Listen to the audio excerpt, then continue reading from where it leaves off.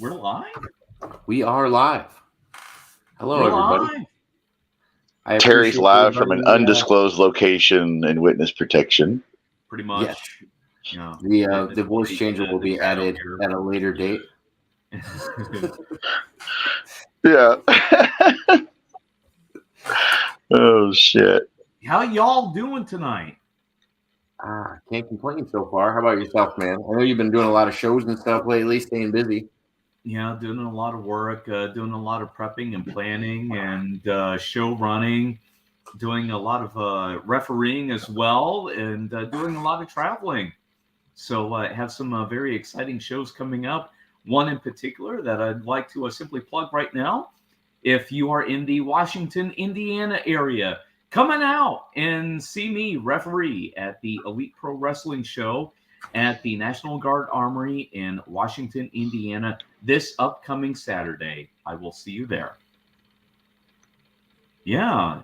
John Jacob Jingleheimer Schmidt, that's my name too. Yeah. And Chris, what have you been up to lately, man? I know you've been working a lot. That's about it. Working, kicking ass, smoking grass. Oh, where is Washington, Indiana? I'm vaguely know where that is. I think Southern Indiana, or is it near Indy? Mm-hmm. More southwestern. It's do you know where Vincennes is? In between I do. Vincennes and Evansville. Ah, okay. So yeah, okay. Yeah. That's about 2 hours from here, an hour and a half, maybe. Well, come on over. Yeah, but then I have to go to Indiana. God, I mean, I know you hate it bad enough having to go to Indiana. Dude, I drove 2.5 hours to see one of Terry's shows. Probably one of the best shows I've ever seen. Yep. So who's wrestling on that show? What promotion? Anybody we know? Yeah. Brian Pillman Jr. All right. Mm-hmm. Yeah. And one half of the Naturals from Total Nonstop Action. Chase Stevens will be in the house. Matter of fact, Washington, Indiana is Chase Stevens' hometown. Who is the other natural? Andy Douglas. Andy Douglas. What? When were they in TNA? Back in the original days, right? Yes. Yeah, okay, yeah. I was going to say, I was like, wait a minute. They were there when it was like Jeff Jarrett and first starting out, yeah. When it was NWA TNA. Hey, Emily. Hey, Wankaroo. Wankaroo says, any rational human being knows Z-Man destroyed all alien life and dumped the Thetans onto Earth, and that's what you simpletons call souls. And he has recently changed his YouTube icon to a picture of our Lord and Savior L. Ron Hubbard. Did he really? Yes, he did. That's interesting. Is this not the most? Is that a sarcasm channel I detect there? I don't know exactly what that means. You know what it is? But that Scientology lady used you to get other members. She's like, this Jacob guy's pretty rational, has good rationale and not. I'll steal some of his people who'll be like, well, yeah, they don't seem so bad. And then that's what happened. They recruited over your head. Oh, yeah, no. They're like, Jake talks to flat earthers. He talks to time travelers. I bet we could get in here. See, what it was is they pretended to recruit the point guard, but they were really going after the center. Yeah. Oh, so how should we tackle this tonight? Where do you guys want to start? Well, you just want to bring it up. So I was going to say I should have got some articles or clips together so you could pull them up on the screen to show people, hey, those balloons that were shot down allegedly, those other things, there's been articles on Drudge and everything about the uptick in UFO or UAPs, unknown aerial phenomena. It doesn't mean it's alien, doesn't mean it's our government. Could be Chinese, could be Russians, Iranians, Israelis, North Koreans, whoever. Or it could be alien. Could be, we don't know. Could be old technology, time traveling. It could be anything. Or it could be a hologram. But the balloons that were flown over the United States, allegedly China's, which I think one of them probably was shot down over Myrtle Beach, South Carolina. And then they come out and say, oh, yeah, we had several of those things during Trump's presidency fly over, and there was really not much we could do. They flew over South America, North America, et cetera, et cetera. So that's kind of been in the news lately. You've also had more of the Navy releasing their information they have over the last several years, of course, about their studies and the tic-tac-toe incident, with all the different phenomena they couldn't keep up with, and objects or machines or whatever they are were moving so fast and that couldn't possibly be humans in them. So either unmanned or another species, who knows? So it's just kind of been in the lexicon, as they say lately. I think I can point to 2 times where there has been a rise in UFO sightings, and I would say it was during World War II, and I would say recently since the Tic Tac event. And I think the recent activity around it is because the people of notoriety that are coming forward with their stories, they have a lot more merit than people, Navy pilots and shit are doing it now, It's not your average farmer that says, I found crop circles when I woke up, because for some reason the farmer is not considered legitimate. He's not as good as the Air Force. And in the general public, but not in our minds, I'll trust the farmer over a government agent. Consider the source, as they say. Oh yeah. For some reason, we always do that with topics. We consider somebody to have more merit than somebody else. So and they assume that other people can't speak on a topic. Well, and I get it, because I'm going to trust Terry's knowledge of professional wrestling or your knowledge of mixed martial arts over a random person who doesn't watch the product of either. True. Stuff like that. I can see the point of trusting the source. But so yeah, you're absolutely right. As a professional wrestling referee, I know absolutely nothing about aliens or UFOs or balloons or anything like that. So what I'm saying here tonight is just merely speculation. So but that's the fun part, and I think that's what makes the Jacob Waters shows just so great. We have this kind of fun here. Well, and think about it. And a lot of those guys have egos, and that's the problem with the UFO conspiracy or ghost hunter or whatever, Bigfoot. You throw any of those topics, they all get tanked into one, which they really shouldn't, but that's another story. But what it is you'll have guys on there that have a huge ego, and it's like, oh no, I'm the definitive voice on UFOs. Bill, what's his face from Alien Hunters? He's a joke. Or the guy, or Giorgio. No, Giorgio is not the best. You always have those people who think they're better. It's like, dude, it's all speculative. So nobody is better than anybody. Some guys are better at relaying the message or entertaining. And the guy that says, I'm not saying it's aliens, but it's aliens. That's Giorgio. Is that put out there to, make fun of the community that, just really legit is, seriously interested in this? Like, it should be scientific instead of entertainment. Right. Well, yeah, right. I mean, at the same time, I've been a lifelong observer of the night sky. I love looking at the stars. When I was in junior high school, I made my own star charts for our science fair project and received the most honorable mention for it. It's something that I absolutely love. I can tell you the difference in between a satellite and an airplane or a helicopter. Yeah, same. I can tell you the difference in between a star and a planet. Yep, same here. Yeah. I've had a telescope since I was like 5 or something. Yeah. I went and saw the Great American Eclipse and was absolutely flabbergasted. Right down my way, just west of here.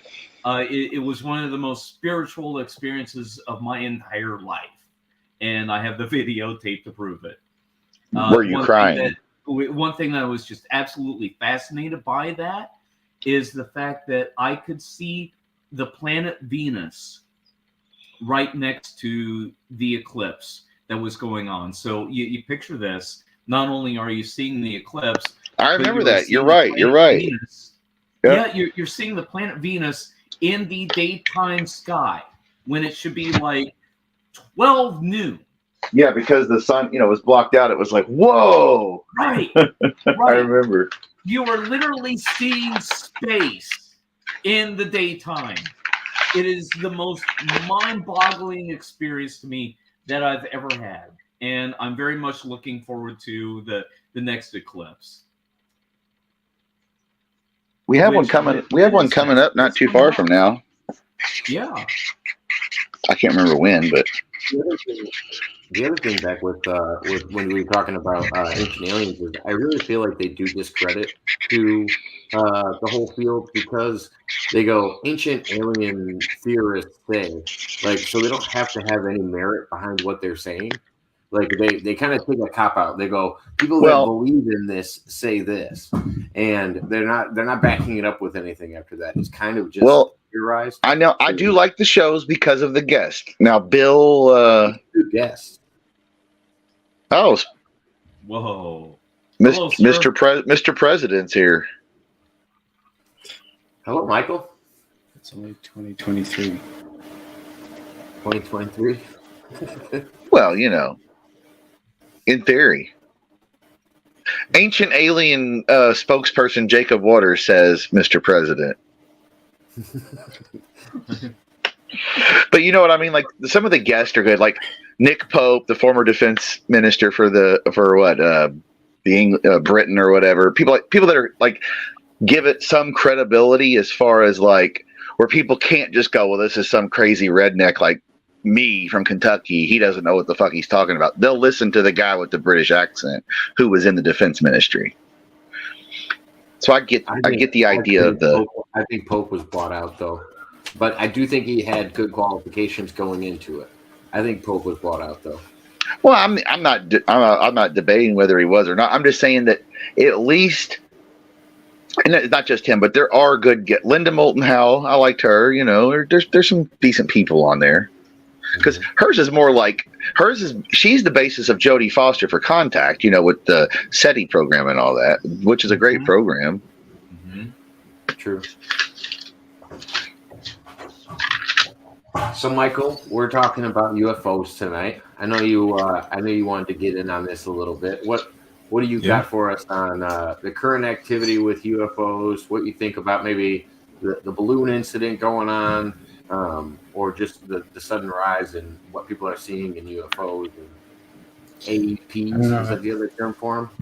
Yeah. Yeah. I mean, I think there's probably truth to some of it, and there's probably a lot of bull crap too.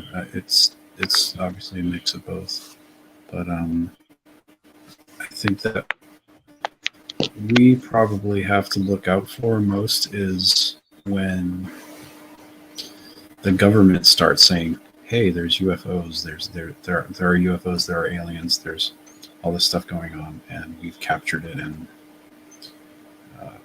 this kind of thing, we really start, I think, being careful, because people are going to try to co-opt this stuff for political purposes, and it has nothing to do with any of that. So. Just like the Patriot movement got co-opted, and numerous other movements, no doubt. Yeah, all kinds of stuff gets co-opted for political. The hippie movement of the '60s. That's why they planted Manson there. So hey. Wasn't it in the last 2 years that the government basically made a public announcement about UFOs?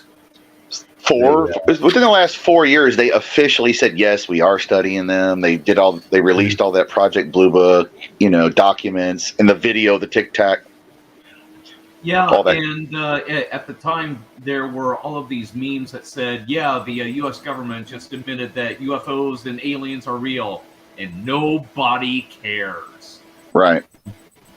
Nobody cares. No. Right, yeah, it's the biggest headlines ever. Aliens are real. UFOs exist. And after all these years, it's all true. No one cares. What it's funny is all the years of covering up and Men in Black, and it's fake. It's not real. It's nothing. Not saying, but like Mr. McIntosh says, what's real and what's not. When they start admitting it, and we know Project Bluebeam with holograms and the Phoenix Lights and various other things they've done, how do we know what's real and what's fake, or what's in other countries? Their Project Blue Books, their HARP, their whatever they got. My question is this: does no one care because the programming worked? You know, yeah, everybody's distracted by the thing I'm holding to talk into this show on.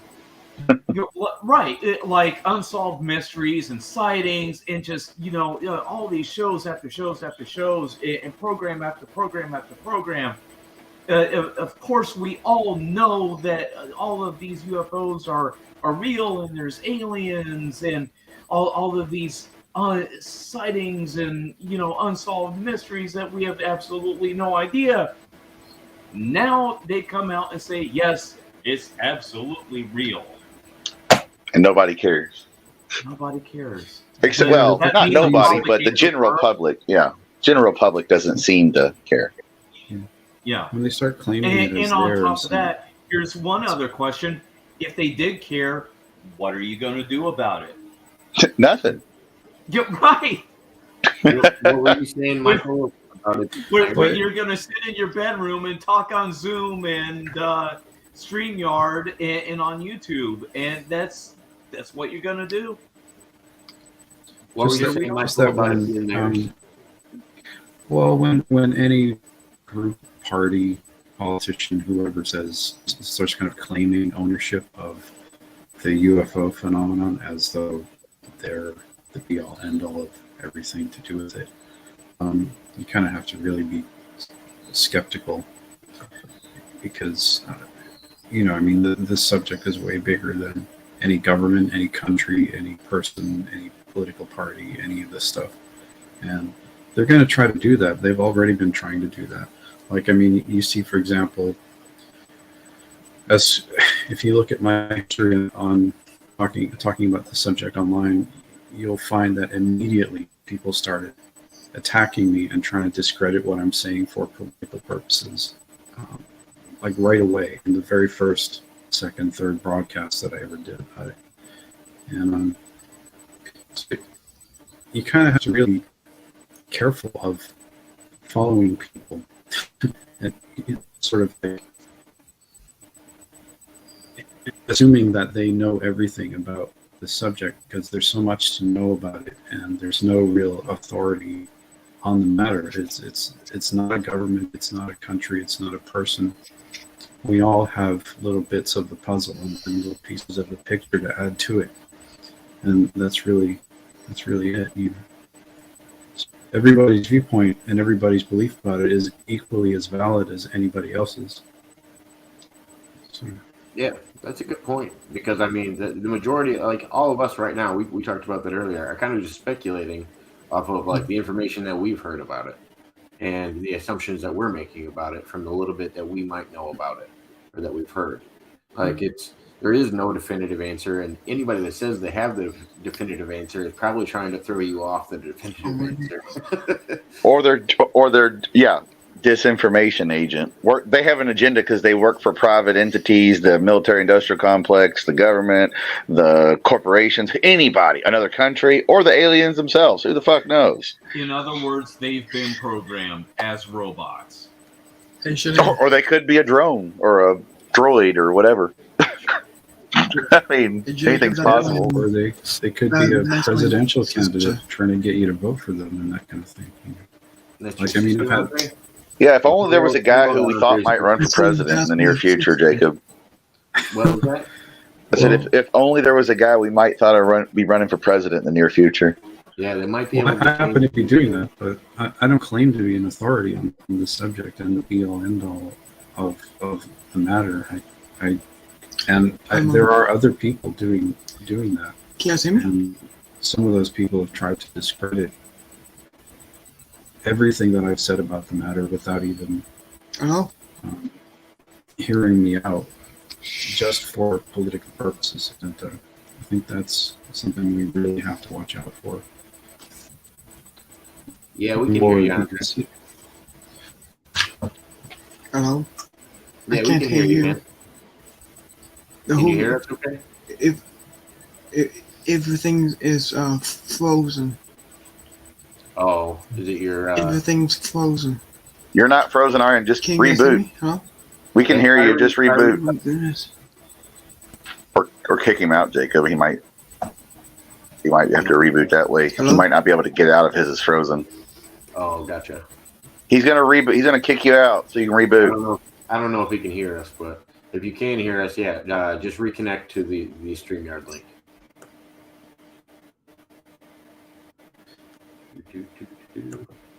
And is it Shanae Little? Shout out to Shanae Little. I think that's Andre's sister. It's nice to see you in here.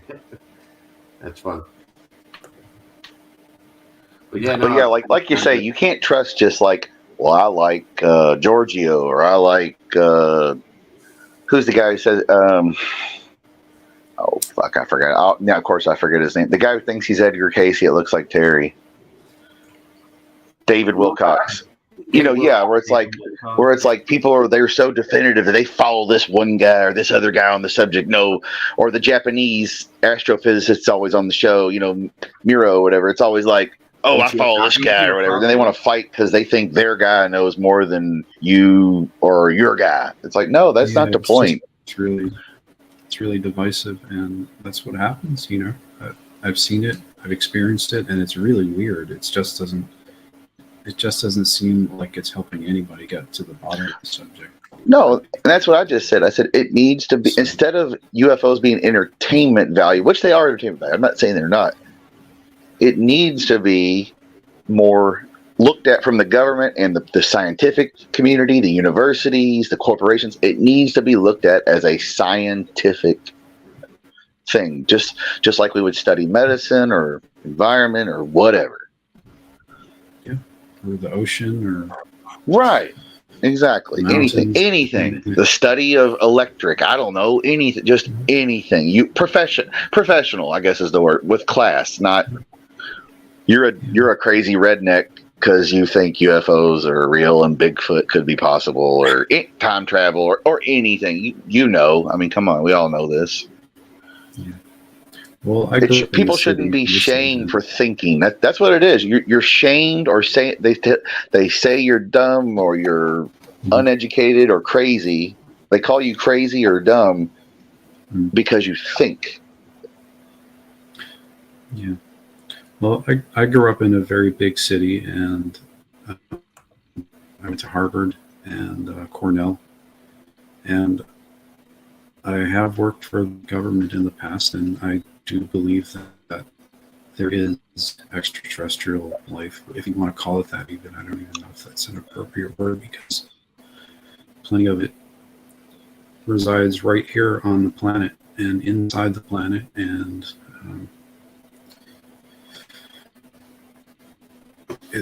or they could just be interdimensional beings. That's another theory. Mm-hmm. Well, they do have that. I believe they also have that capability.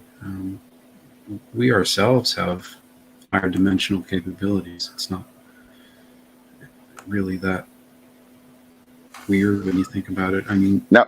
we can access fourth, fifth, sixth, and higher dimensions just with our own. With Terry, weren't you the one talking about interdimensional beings before? I just wanted to comment on this, especially in going with what Michael McIntosh said. I'm very blessed to be in the position that I am in, where I work in professional wrestling. So, and guys, can you all hear me? Hey, Andre, yeah, we can hear you. Yeah, my internet is very slow. No problem. So yeah. So, I've seen actual specimens, and I hope that I.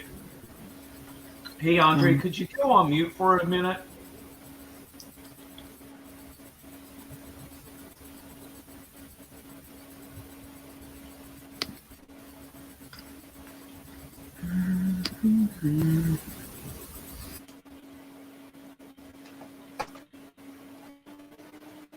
Okay. So, yeah. Being in professional wrestling, I've seen actual specimens of human beings, of what I can, obviously we can all hope are human beings, and I've seen tall, big, short, small, male, female, uh, it, everything, and I'm just fascinated by seeing all of these different people from all different backgrounds, and it's just one of those things that I see. Where did we come from as human beings, as people, as entities? Who are we on this planet? What is this planet that we're a part of? Am I making sense here? I get Yeah, what you're saying. I got you. And there's a lot of things that can include, like the gap in our DNA, what got us to the point that we are now. Like I mean, were we actually specimens that got brought to this point by more advanced beings? I don't know. I like to believe in the ancient. I would say advanced races. I wouldn't necessarily say aliens, because kind of like Michael was saying, I don't necessarily think that there weren't more advanced beings on this planet before humans. You mean the Atlians or Atlanteans or whatever? Yeah, or the people of Mu, or I mean, it's been The described. Sumerians, the Egyptians. Who the fuck knows, man? There's no pictures or video. We don't know. And whatever we are, we're obviously ever evolving. I mean, we have Or devolving, whichever way you look at it. we have archaeological proof of that. Yeah. I mean, did a monkey actually fuck a football, Jacob, as once told in a joke? A monkey fucked a football and created mankind. Is that a joke? Oh, shit. Never heard that one. Is Emily still here? Is Emily in the chat? She was. I'm not sure if she still is. If you're out there, Emily. If It's Emily really comes interesting. back, you let me know, because I have a story about horses, and something that's called a chestnut on a horse. That I'll tell a story about it if she comes back. What's everybody's religious side of this? Because I think higher beings and religion can often be mistaken or easily exchangeable. I don't necessarily think that they're exclusive. I think we could definitely interpret a more intelligent life form than our own as being gods or higher beings. I was wondering if you guys had any thoughts on that, because Canadian said God puts us here, or God put us here, and what do we all refer to as God in that sense? Good question. I don't think there's a discrepancy between believing in higher life forms and the Bible. I think they're harmonious if you actually put the two of them right beside each other, which is... There are people who believe in one or the other and will disagree with me completely, but I find them both to be compatible, frankly. And I believe in both of them. So, Do you think it's possible for them both to be the same thing, or do you think do you consider them separate entities? no, I think that, if you read and study the Bible, you will find that there's no... It doesn't really say anything specifically about extraterrestrials, or it doesn't put it in that wording, but it does talk about other life forms. For instance, it uses the word angels. Yeah. It talks about the spirit realm in great depth. So you have to just consider the terminology that's being used. Does this mean this, and is this just the same thing as this? And I think so, frankly. I mean, if you were alive 2,000 years ago and you saw an airplane, you might have called it a bird or a metal bird or something like that, right? Same thing. I mean, the Bible was written thousands of years ago, and today we're using terms like the Greys or whatever other Zeta Reticulans or whatever terms we use. Draco, they got all. There's over 21 races that they report about. Who's to say that some of this stuff is not the same thing as just older stuff that was called something else back then? I don't see anything. Yeah, get in on this, Terry. What's your thought on that? Yeah. The God / God higher plane is God is the energy that animates this flesh, this mud, this clay.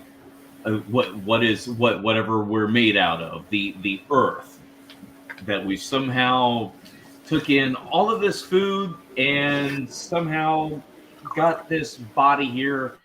Okay, what's animating us?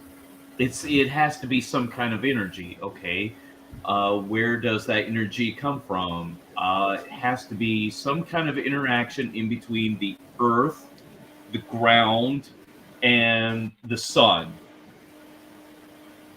Some kind of energy. In between that, there's a realm of free will. A lot can be said about that. We all have it. How does it relate to UFOs and aliens? Again, it goes to what are we as human beings, and going to the all types of human beings that we have, of all races and colors, backgrounds, and in cultures. Golly, it's just. Michael McIntosh brought it up as well. We all have that piece of the puzzle, and there's a billion pieces to that puzzle, and it would take a billion lifetimes to even get close to contemplating what God is exactly.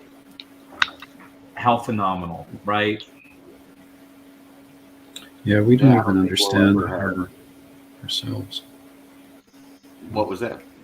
We don't even understand ourselves. I mean, it's been figured that we only use like 1/10 of 1% of our own brains. So it's kind of like if we don't even have the ability to use our own brain to its full, how can we understand the magnitude of the universe? It's just it's an ongoing thing, and Infinite. Yeah, it's hard to even fathom it. You think about like somebody who actually thinks about it and is interested in the topics we're talking about. We will at least go, okay, I'm thinking about it. Infinite, it's forever. But even though we think about it, we're like, yeah, universe is infinite. You still can't fathom it. That infinite is forever and ever. It's like being in the fucking USS Enterprise, and there is no end. There is no stopping. There's minefields and other dangers, yes, but there is no turnaround because it's over or stopping point. It's just forever and ever and ever. That's the human brain is just like, you can't fathom that. It's like, what the hell is forever? What do you mean forever? Forever. So with that said, that just means anything is possible. If the universe is infinite and forever, to me personally, not the opinion of the Jacob Waters show, the universe, anything's possible. Nobody knows nothing is the old saying in comedy. Nobody knows nothing, and that's pretty much it. Nobody knows nothing, really. There's just Earth. Sorry to disappoint you. But is it flat? Well, and I think just because there's just Earth doesn't mean that everything can't be taking place all around us at the same time, if you're thinking about parallel dimensions as well. True. I don't necessarily, because if you're talking about dimensional beings also possibly being aliens or what would be described as aliens, I would just have to think parallel. People traveling from a parallel universe would fall into that same category. And if everything is happening all at once, all throughout history, on all these different parallel Earths, I would like to chime in on the parallel universe theory. Yeah. Because I do have real life, real world experience in that. You see my name here, Terry Hopper. Okay. I have a background in radio and television broadcasting, as you can tell by my deep and sexy voice. Correct? So, this is a true story. I did a Google search, and I found another gentleman by the same name who was also working as an on-air radio DJ. I called him up, and we had Terry Hopper interviewing Terry Hopper on the air as radio DJ Terry Hopper to radio DJ Terry Hopper, two total parallel universes. It was just the most what is going on here kind of interview. It wasn't awkward, but it was, and it was just, we're living this parallel universe here. It was the most amazing thing. Aw, I'd rather, thank you. But yeah, I don't know. I've always been really fond of the idea of parallel universes, and knowing that literally every decision there's a parallel universe through that, by theory, I guess. And if we can do this dimensionally, and in religion we can recognize angels, demons, jinn, if you wanna count them into the religious realm, and things that are spotted, ghouls, goblins, spirits. Like, at what point do we draw the line and say we know this is from another planet, and we know this is something just otherworldly that we don't understand? Like, kind of how we do the classification for unidentified flying object. It could just be anything unidentified. It doesn't necessarily have to be an alien spacecraft.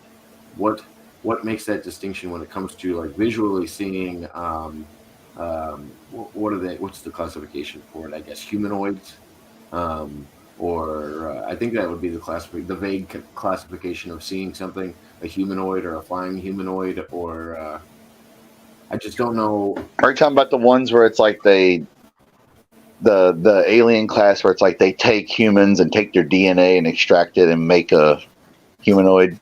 Well, no, I think that kind of falls on. I think everybody has this concept of the Greys being like a slave race and a worker race, almost like programmed. What do they call the ones that are like white looking? They're real pale. That might be the small Greys. I'm not sure though. And I've heard of like the tall Greys. I've heard of a few different ones. I've heard of 3 different ones that look like humans. 2 different ones that look like humans that just have blonde hair and blue eyes. Yeah, there's one that they say that look like they're like really, really white looking and tall. They look like people with no hair and no color. That might be the tall whites. Yeah, who knows? Yeah, it might be. Okay. It's always the whites. Go figure. Yeah, I used to think I was an alien. Because my parents, my parents are from Ireland. So. Well, I mean, you probably are. You might be here illegally, you illegal alien. So Terry, you have to bring up the document after a joke like that. The document needs to be perfect. Yeah. So this past weekend, I was at an estate auction. It's one of my favorite pastimes to actually do, and I found this incredibly odd document from what was it, 1886. Yeah, 1886, and I know that's the year because in the movie Back to the Future Part 3, when they went to the Old West, that was the year 1885. And I remember this document was, 1 year after that, 1886. And it was from a county here from the state of Illinois, which Jacob and I just so happen to be here. And it was an official judge signed and sealed document of a gentleman being granted official United States of American citizenship, and it mentioned alien here in the legalese in this document, and I thought, oh, how interesting, a piece of history from 1886, gentlemen being granted full legal documentation to be here in America. Congratulations. So, and I bought this. Such a privilege. Bought it for $5. But yeah, the fun part about the document was he was like, "Look, the acknowledgement of aliens back in 1886." Yeah. And he was talking about citizenship, and I once I read a little bit of the document, I was like, "Oh yeah, citizenship, of course." Like that's what they call people from outside of their area was an alien. Yeah, alien or illegal alien or nationalized, whatever. Yeah. Yeah. No, so what Terry's really telling us is the doc is alive in 1885. That's what he's really wanting to tell us. Totally is. Yep. You'll be happy to know John Jacob Jingleheimer Schmidt. You'll be happy to know he's married to a lovely wife, Clara, and they have 2 kids, 2 sons. Great Scott! Yeah, Jules and Vern. Jules and Vern. Yeah. Right? Yeah, right. Yeah, so the doc is very much alive. Yes. Oh shit, that's funny. So are we doing the service of the government by doing a show about UFOs and UAPs? Are we playing into their distraction? Are we perpetuating the propaganda? Are we agents of those 3-letter agencies? The answer is no. Absolutely.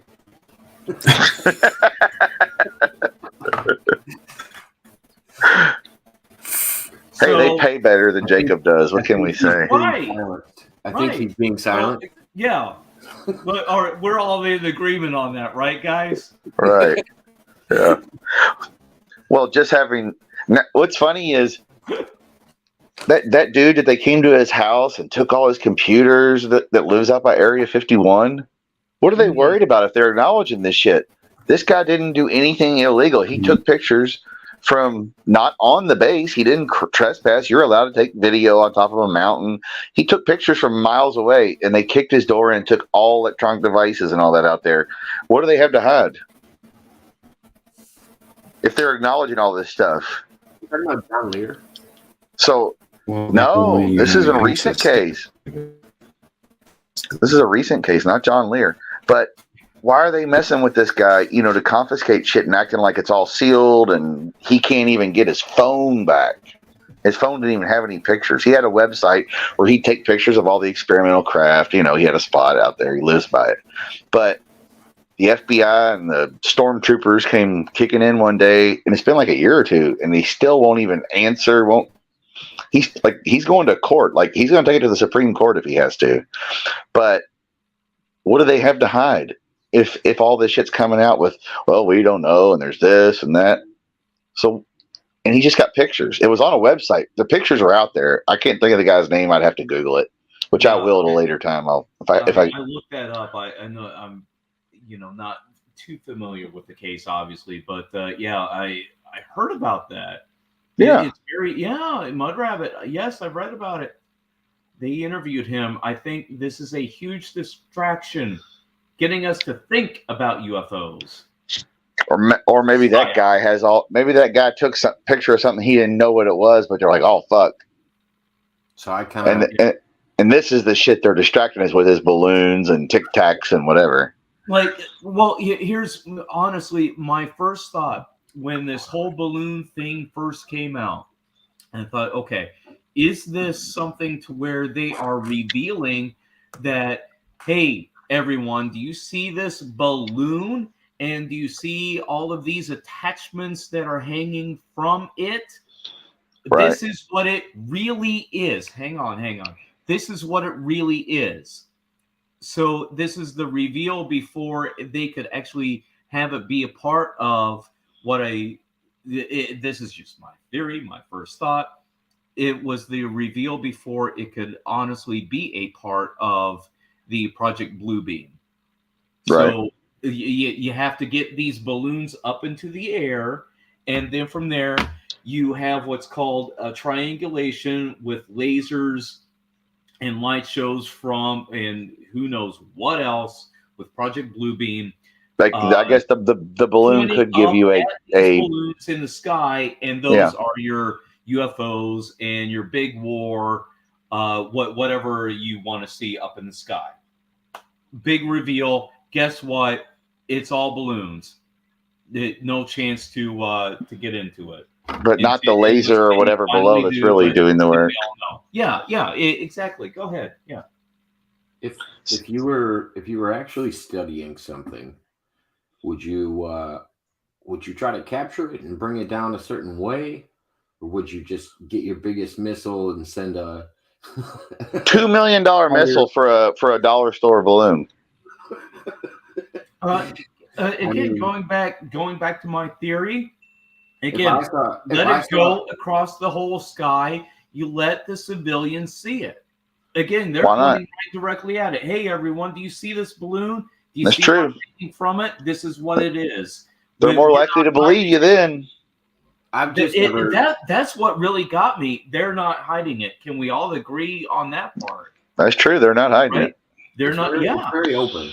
It's very open, and they want you to be paying attention to it. I mean, I just hope the public realizes, like, if you've ever seen a plastic like Walmart bag blow across the street, you've never pulled out an AK-47 to stop it from blowing across the street. Like, no. I mean, and with our history of knowing anything about balloons in World War II, the Japanese sent balloons over, and they was smallpox, wasn't it, or something? Smallpox or anthrax, one or the other. And they had actual chemical warfare in them. Could you imagine if we shot them down and there was actually an issue? So that's probably what they were hoping we'd have done. Knowledge, or it was just blind stupidity. You tell me. We had either Project Bluebeam looking into it, jets and helicopters and everything else were escorting these things throughout the whole time. So Infinite Moi's in the house. Where is the money? That's what to follow.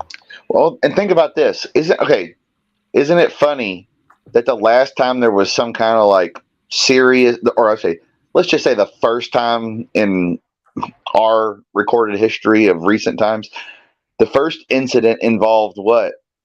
High altitude balloons for Roswell. And then now this time, any kind of case where there might be real evidence, they used the balloon thing again as the cover story. Because remember Roswell, they showed the little weather balloon. Yeah, so why are they using it? They're using the same cover story from 80 years because they figure most people are so stupid they won't know that.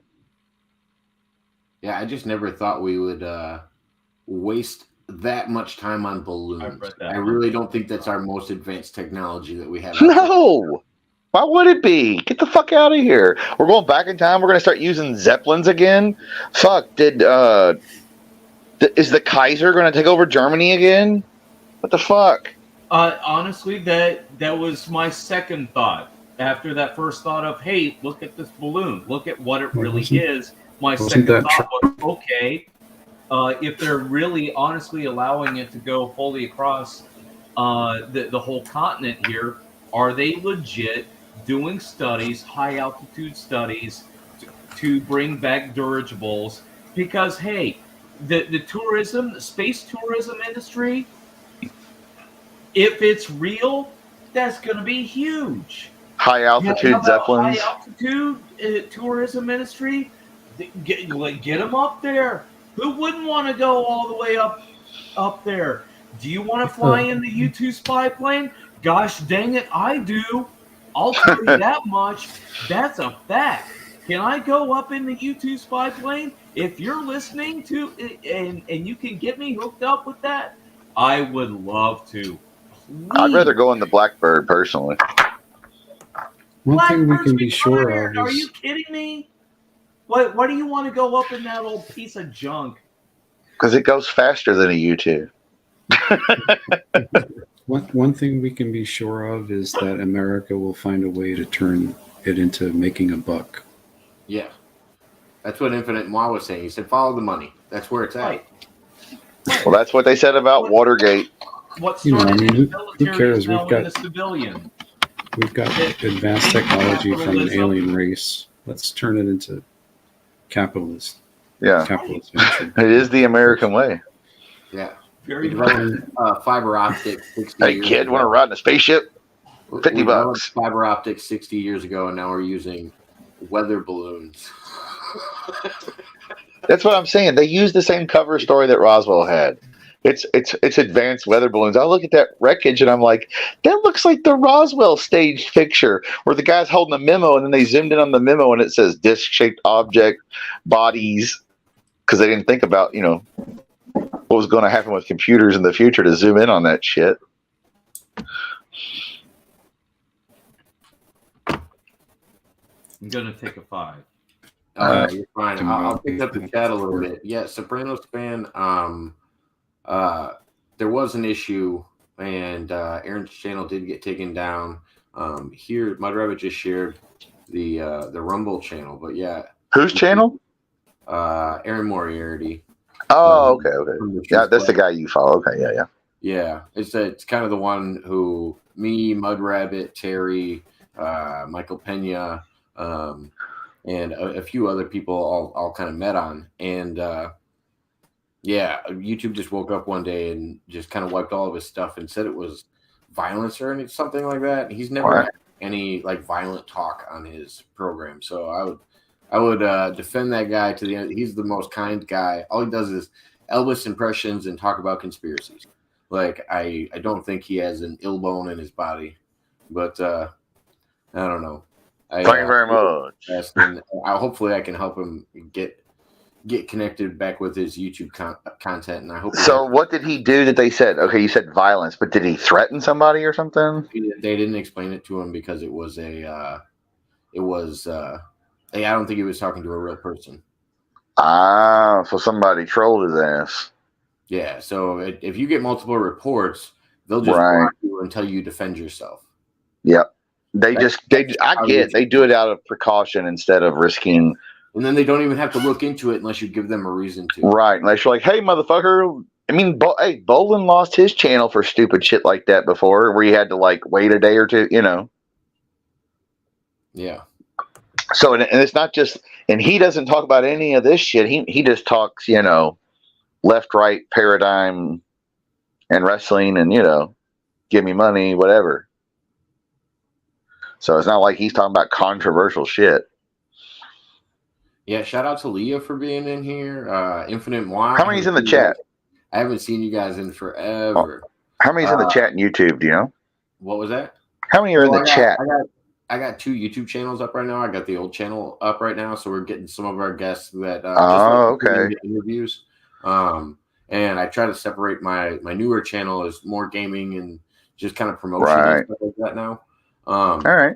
So Infinite Moi and Leah, who we haven't seen in a while, Sopranos fan, likes to come in. We're talking conspiracies, and he was also asking about Aaron's channel. And looks like Kevin P, a friend of Andre's, is stopping by. He's saying hi, Michael McIntosh.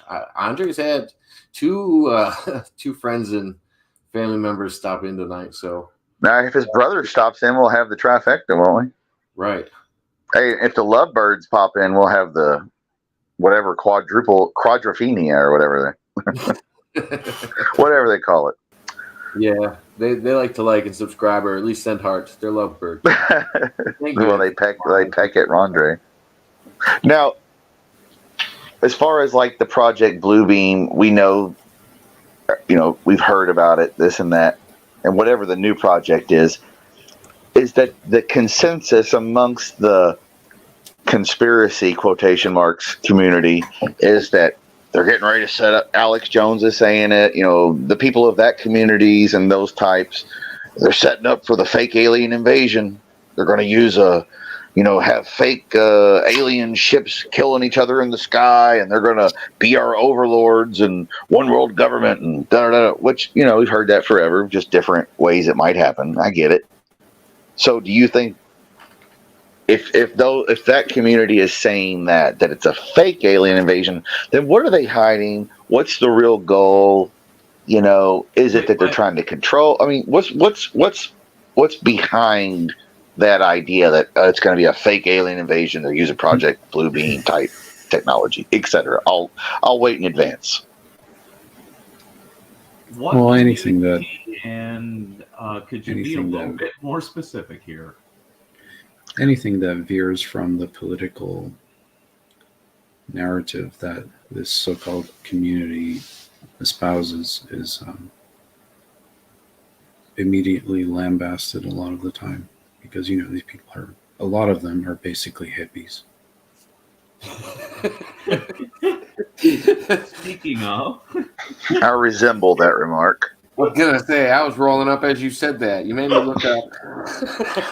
So Ever seen the back of a $20 bill, man?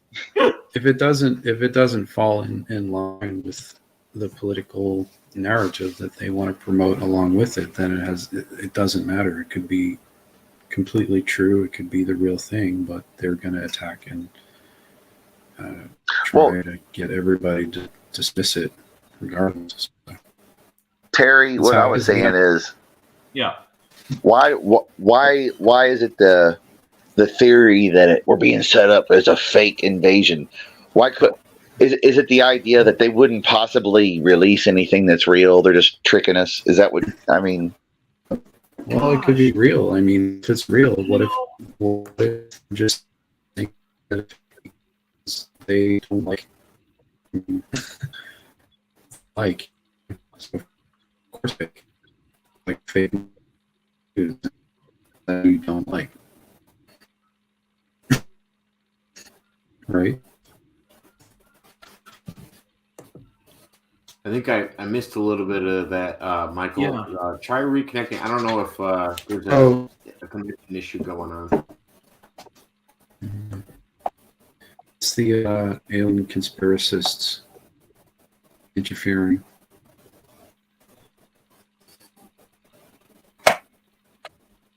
Okay, I heard that. No, I heard. I mean, I didn't hear all of it yet because he did cut out. But I get what he's saying about, hey, it's because of what we're just going to be cast aside because it's going to be that's just stoner talk, that's just crazy talk. You're cast out. I mean, I get what he said. But what I was asking Terry is, why is the story amongst the Alex Joneses, the Drudge Reports, the Reddit community, the far right, or the anti-militia movement, or the UFO, or all of those communities I've seen, there's a lot of it's a fake invasion. Well, even like tonight, I mean, we're looking at this whole situation from a dodecahedron's perspective. I mean, we're looking at it, not from just one side, from what one particular faction is wanting everyone to believe, or at least, at the very least, speculate on. I mean, we're just attacking this from all sides here. And I do believe that, what a time that we live in, to where we can actually have this conversation. And again, it all goes back to civilians saw this. It's a balloon. There's things hanging from it. And it's flying all across the entire continent, not hiding it. There it is. And you have all of these who actually is saying that who officially can say that yes, that is a balloon, and there's things hanging from it. What agencies have the authority to say that? There, you start there. So you you open up your Freedom of Information Acts and your open records requests. Go from there. What if you're a libertarian? What do they know? What can they tell us?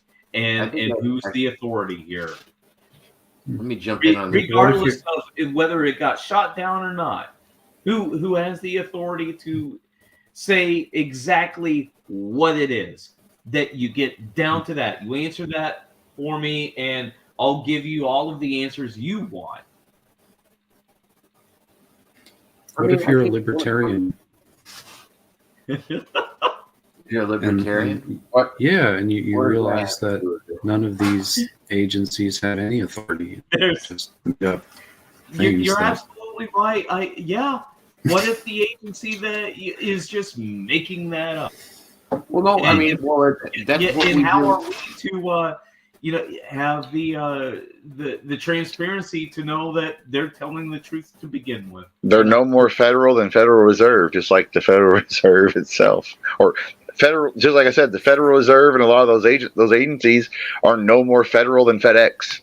It's just Back in to name. square one. Here you go. Well, that's what we were How do talking you about. know you're a before we started libertarian? the show is these people that we give merit to. They have as much merit as we give them in a conversation. There is no definitive expert in these fields, so No. it's not like I'm waiting for the person with the right merit to be Hey. able to speak on this. Unless an alien landed in front of me and I could talk to him, he'd be the only person that I feel like would be qualified to have the right merit, and that would be fitting my criteria of what an alien is. Like, it's so biased.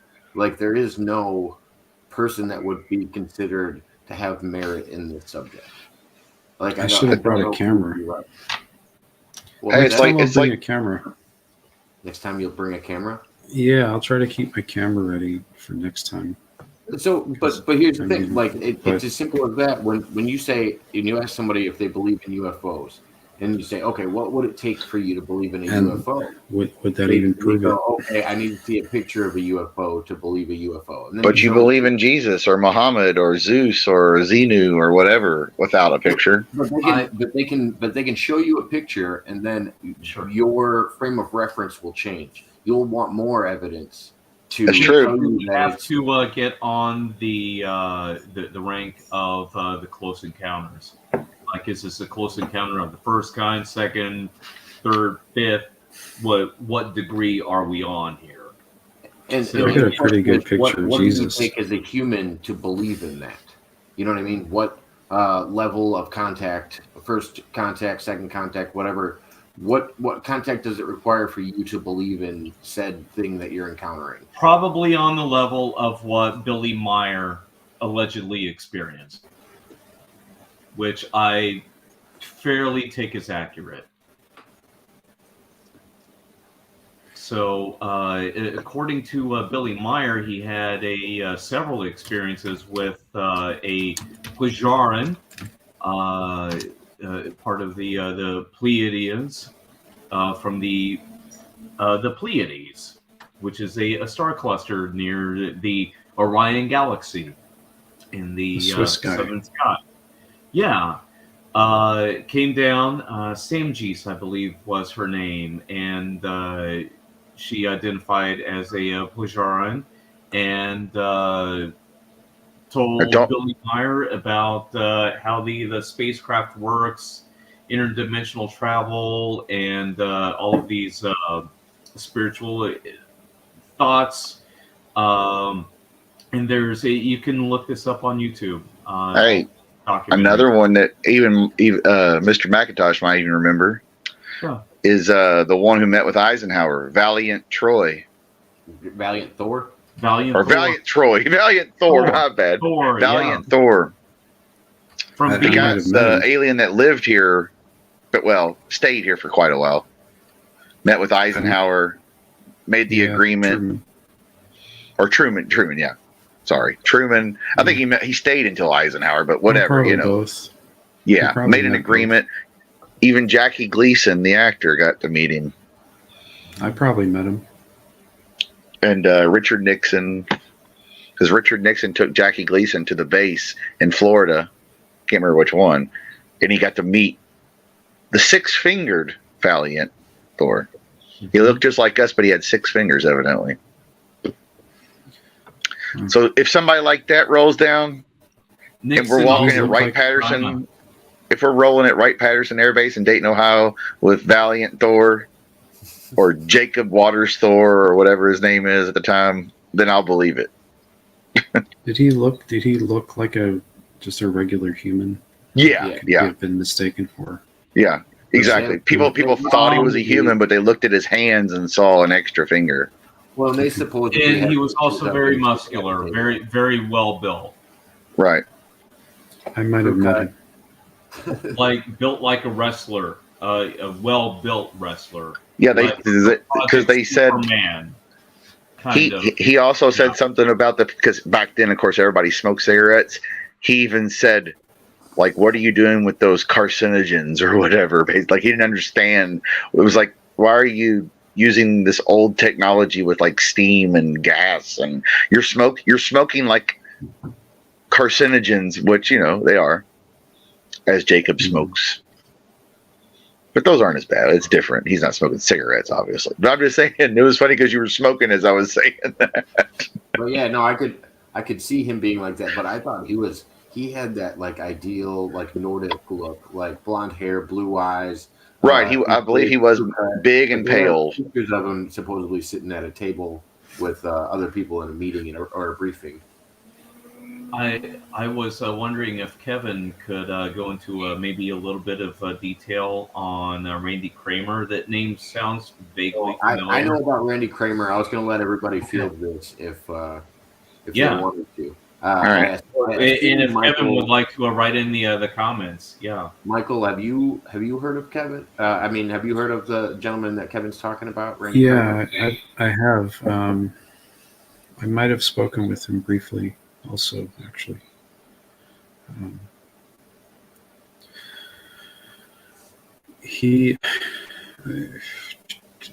trying to remember. He says that he had something to do with, if I recall correctly, a Mars program where he was transported to Mars and lived there for 20 years or so and was brought back. Now, hold on. Is it the jumper program you were a part of? No, he was in a different super soldier program. Because most of the stuff he said that he used was he was using technology, and then I haven't heard the same from like Michael or like an Andrew Basciago when it comes to like the jump room or something like that. They actually talk about the only technology they talked about is like tools that they would have that they brought with. But not actual like suits that made them jump higher and run faster, or that's something that Randy Kramer talks about. And have you also noticed with this stuff, with the UFOs, UAPs, whatever, they're also talking about going back to the moon and Mars more along with it. Yeah. Well, I hope Elon Musk goes to Mars and stays there because he's annoying. We'll see if he says anything else about Randy Kramer in here. But so I've talked to Randy Kramer a little bit. I was talking to him about doing an interview with him, and he's just been really busy since then. So I actually reached out to him. I reached out to Macintosh, and it was back after they did a show with the Mad Martian, Gary Legier, because Michael McIntosh did one, Randy Kramer did one, and Andrew Basciago did one, all inside of a month. And I think Andrew did 2 inside of the month because he showed up on Randy Kramer's video at the end of it. I thought it was kind of a little bit of an ambush. I'm not going to lie. The Mad Martian set up an interview with Randy Kramer and then let one of his biggest detractors come in at the end of the interview just to see if they could come to some kind of an agreement, I guess.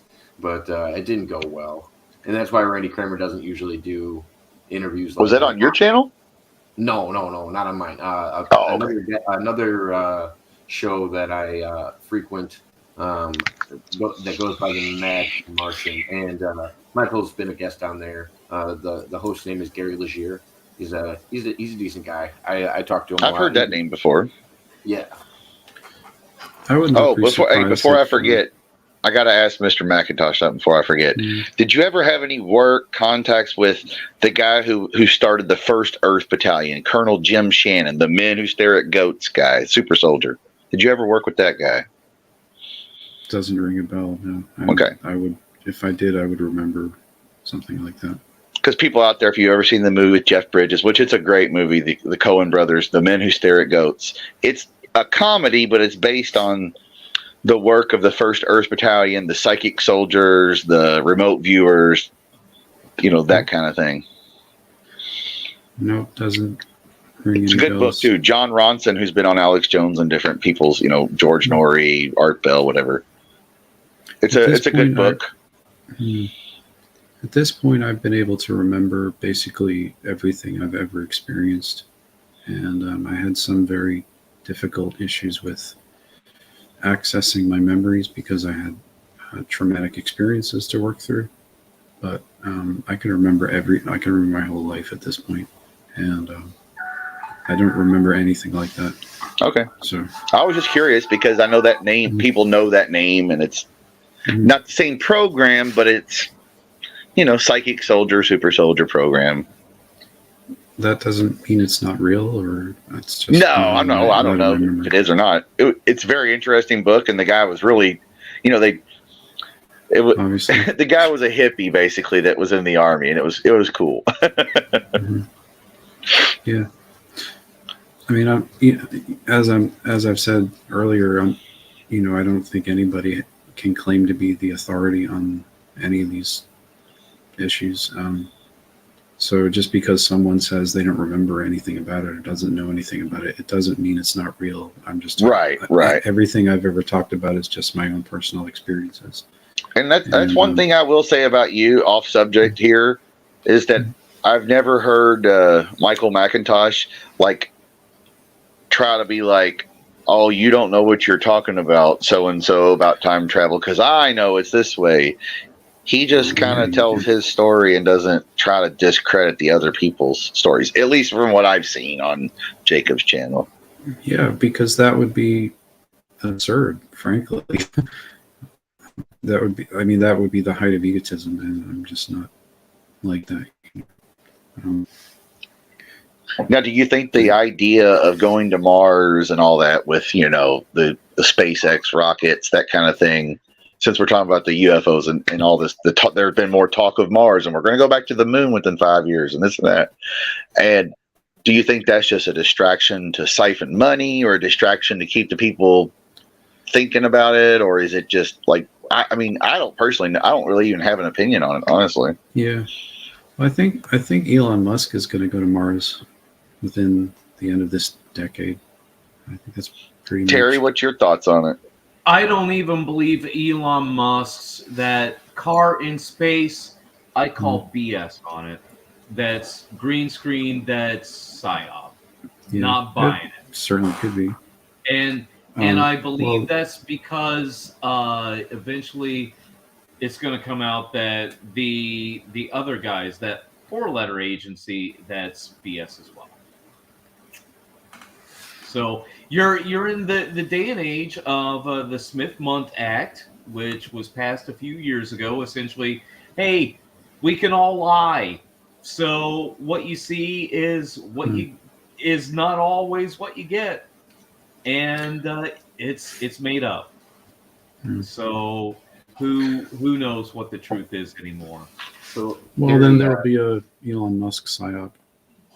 Perhaps. Yeah, if you want there'll definitely be one at some point. Well, who has the biggest civilian contract with the you know who's? Yeah, Elon Musk. You know what? The biggest He's giveaway. a civilian, so he can play the part. You know, the biggest giveaway about his current psyops is that they just built a new Tesla headquarters in California after there was this big public display of, Elon Musk, who's doing everything for California, got kicked out of California and had to go to Texas with Joe Rogan and all of these other people, and had to move Tesla, and now his headquarters is going back to California for some reason.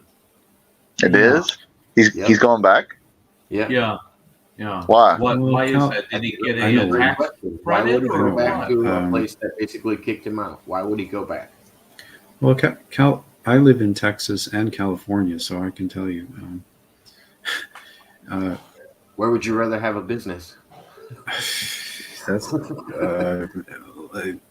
is the Monaco governor over there, or is that just an operation as well? I mean, is that why California has set up? California has because set up the governor is an, no longer the. Who knows?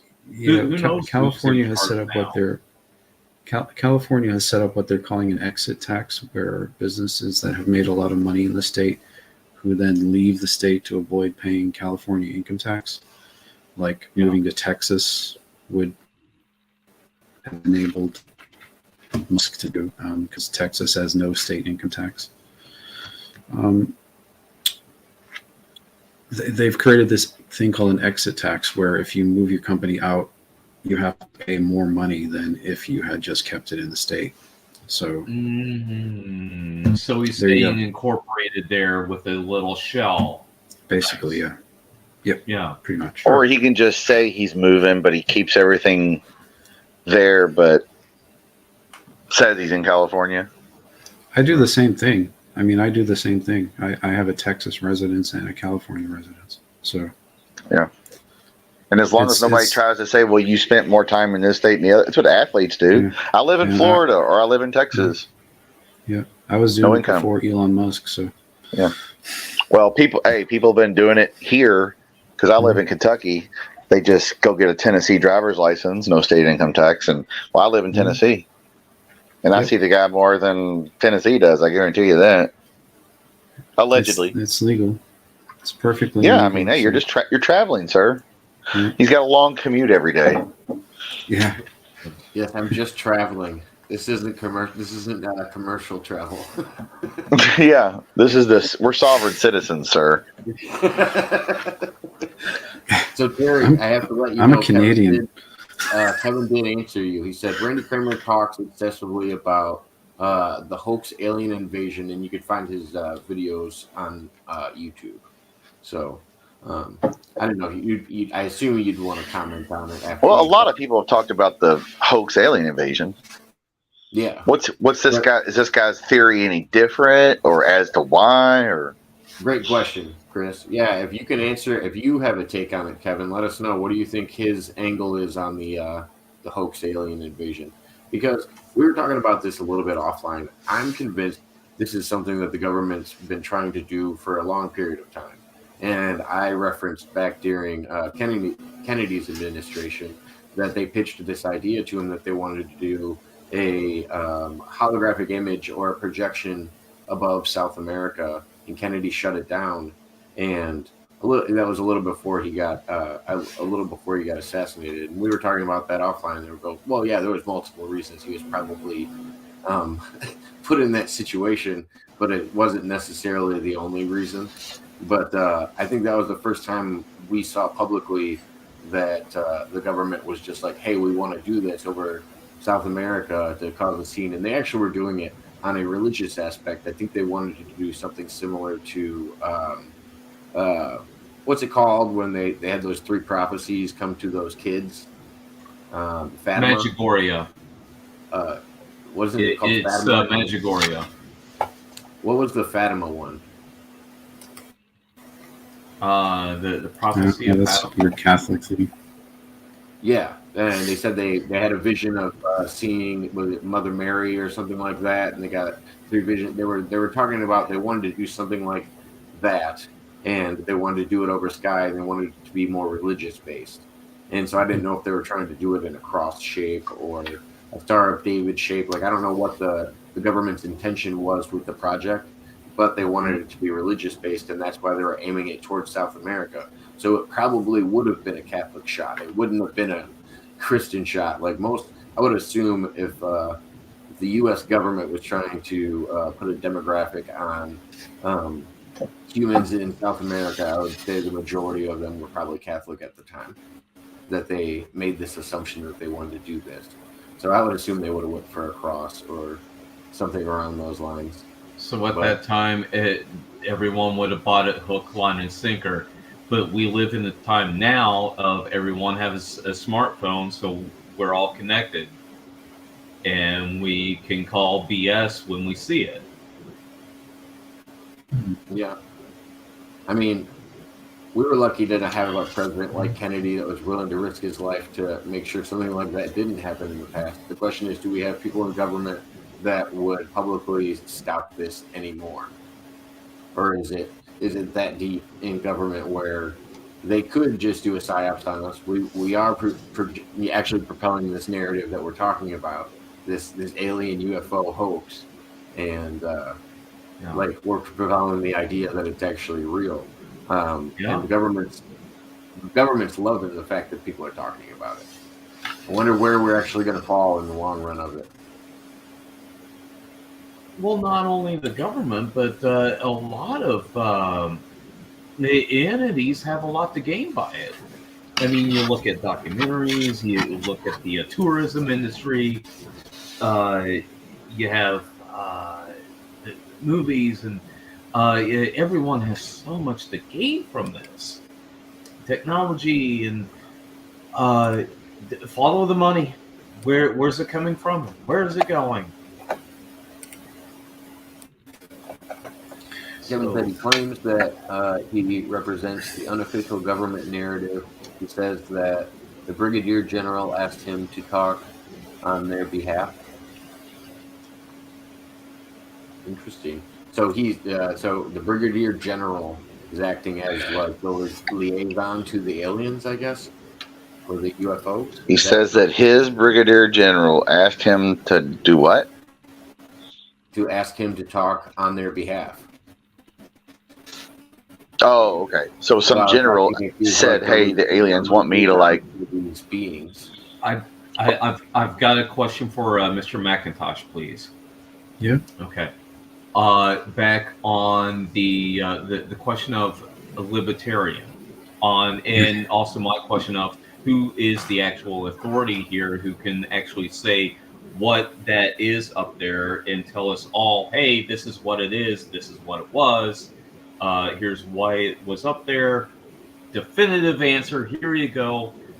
Libertarian. If it is libertarian, where does the military fall in that? And would you take a military's answer as an answer? No. I mean, the military's never going to give you a straight answer on anything. That's the point. Brigadier of the military. General, Rear Admiral, anyone on that level? Why would the military give you a straight answer on anything? I mean, their job is to protect, so they're not going to risk giving information to somebody that could be hostile. So they're not. Their whole modus operandi is to give not straight information, not to give a straight answer. So then obviously the authority on the matter is each individual to themselves. You know, I mean, you have the authority. Very well put. On your authority is to yourself, really. So. Very well put. And what I've always said, I get it's a matter of national defense or whatever, but if the military is always involved, does that mean that they're actually involved?